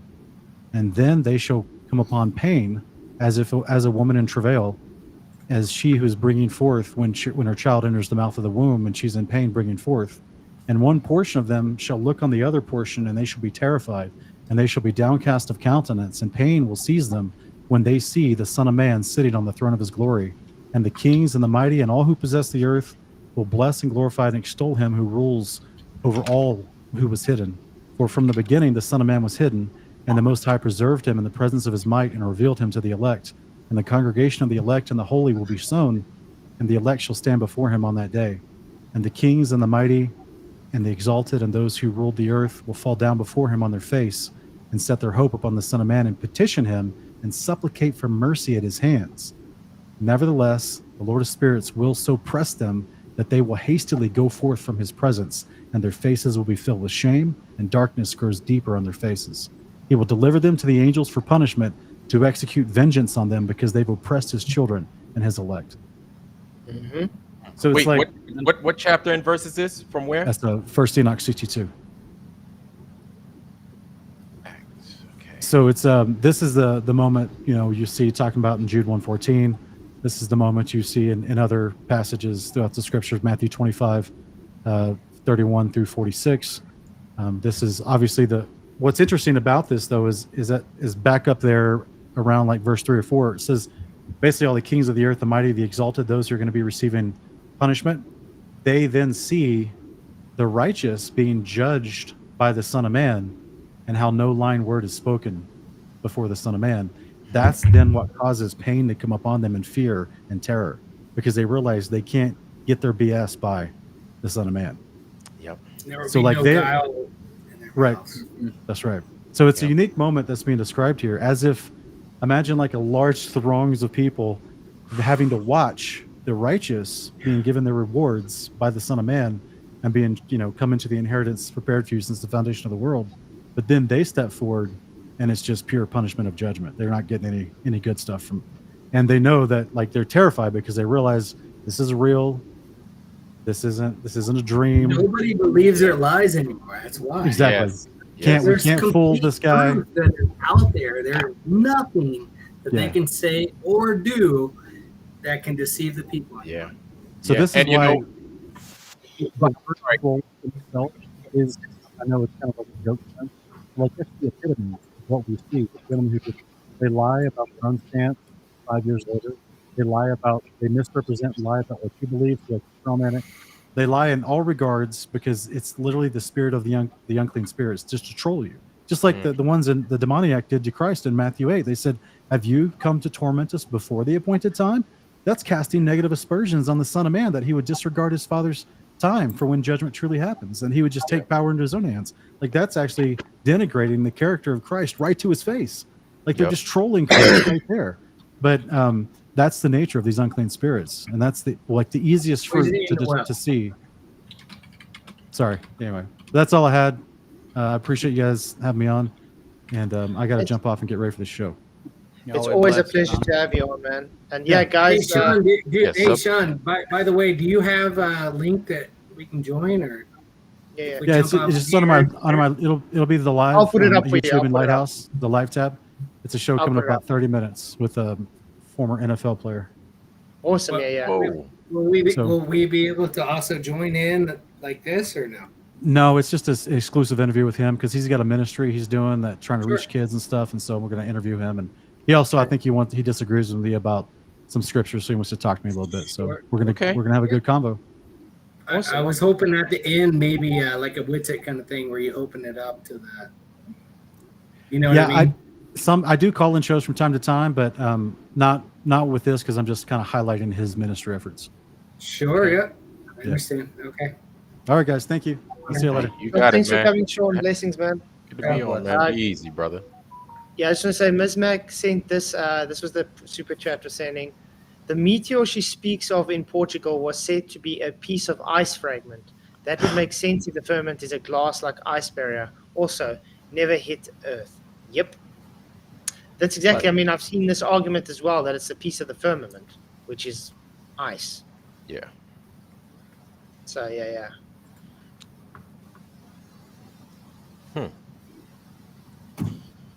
No, I've seen that because that's why when they fight for blue ice or something like what they get in Antarctica. In Antarctica, they claim that's what the firmament's made out of, that blue ice. Mm-hmm. Which could be. We never know. I mean, we don't I really heard know. it was, for some reason, I heard that it was similar to like a natural glass that was made in. Because if it was something that would have to be made in nature, it would be something that was made in nature. Yeah. So I heard it was similar to like Bohemian desert glass or something like that. Yeah. So, yeah.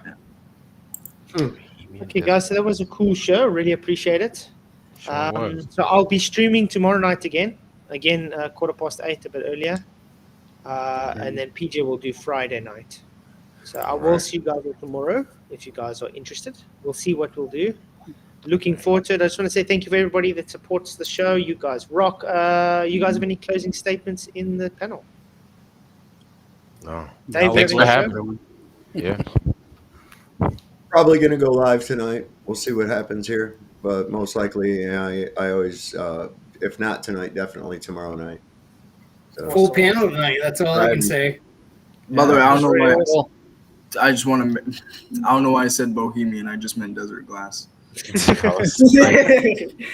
I'm a little sleepy, man. I've been up for like a few hours. I'm surprised you didn't say Uncle Arctica. Yeah. And yeah, by the way, Jeff had an awesome reading of Joshua again today, so do make sure you go watch that, guys. Yes, Jeff does have a channel, and he does do readings. He's done a whole series on Enoch, and now he's busy with Joshua, so definitely go and listen to that. It's really awesome. So, Jeff, are you going to make it to Jubilees? Of course I am. Of course. That's what I hope. Well, I will do Jubilees next after I'm done Joshua, and then I'm going to go through... starting with Genesis and go through those too. I think I'm just gonna do all the whole Bible, man. Nice. All of it. Awesome. And PJ, you're gonna have a show tomorrow morning? I think he's busy though. Yeah. I think he's on the phone with Vicky. Yeah, probably. I'm gonna have my show tomorrow night. True Earth Tuesday. Awesome. Nice. Do you have anything special planned? Yes, I do. I just have to check my notes, and actually, this is going to be going over the Urbano. We going back to the map, baby. 1587 Urbano Monte. Once again, I found some stuff, and I think it needs to be discussed. Awesome. Hey, Yeah, Hunter, guys. if you want me to join, go ahead and feel free to email me, okay? You got my email address. It's in the private chat. Yeah, man. Same here. Yeah. Same here. Go ahead. Anybody else, likewise, if you want me to join, or if I piss you off, then no, but it's all good. No. Let me see. Wait, is this? I got Flat Canucks head, and wait, is this buttered? Look, yeah, buttered, yeah. Okay. It's in the private chat, man. Don't. I got it. You guys all got it. So if you guys want to, I'm putting it out for everybody. I'm doing it right there. No, don't do that, Sovereign. All right, anyway, if you do, that's cool. I'll just drop it. It's cool. That's a spare thing, but it does have my name in there, so you guys know who I really am, and it's all good. I don't care. So that's that. All right, guys. All right. Yeah. So I want to say thank you, guys. You all rock. Really appreciate you all. It's cool to have such a full panel on, and I think it's really awesome. You guys really do make the show awesome. So thank you. We'll see you all tomorrow night. Remember to support everybody. Go over to Sean and say hi to him, and later on to his ever going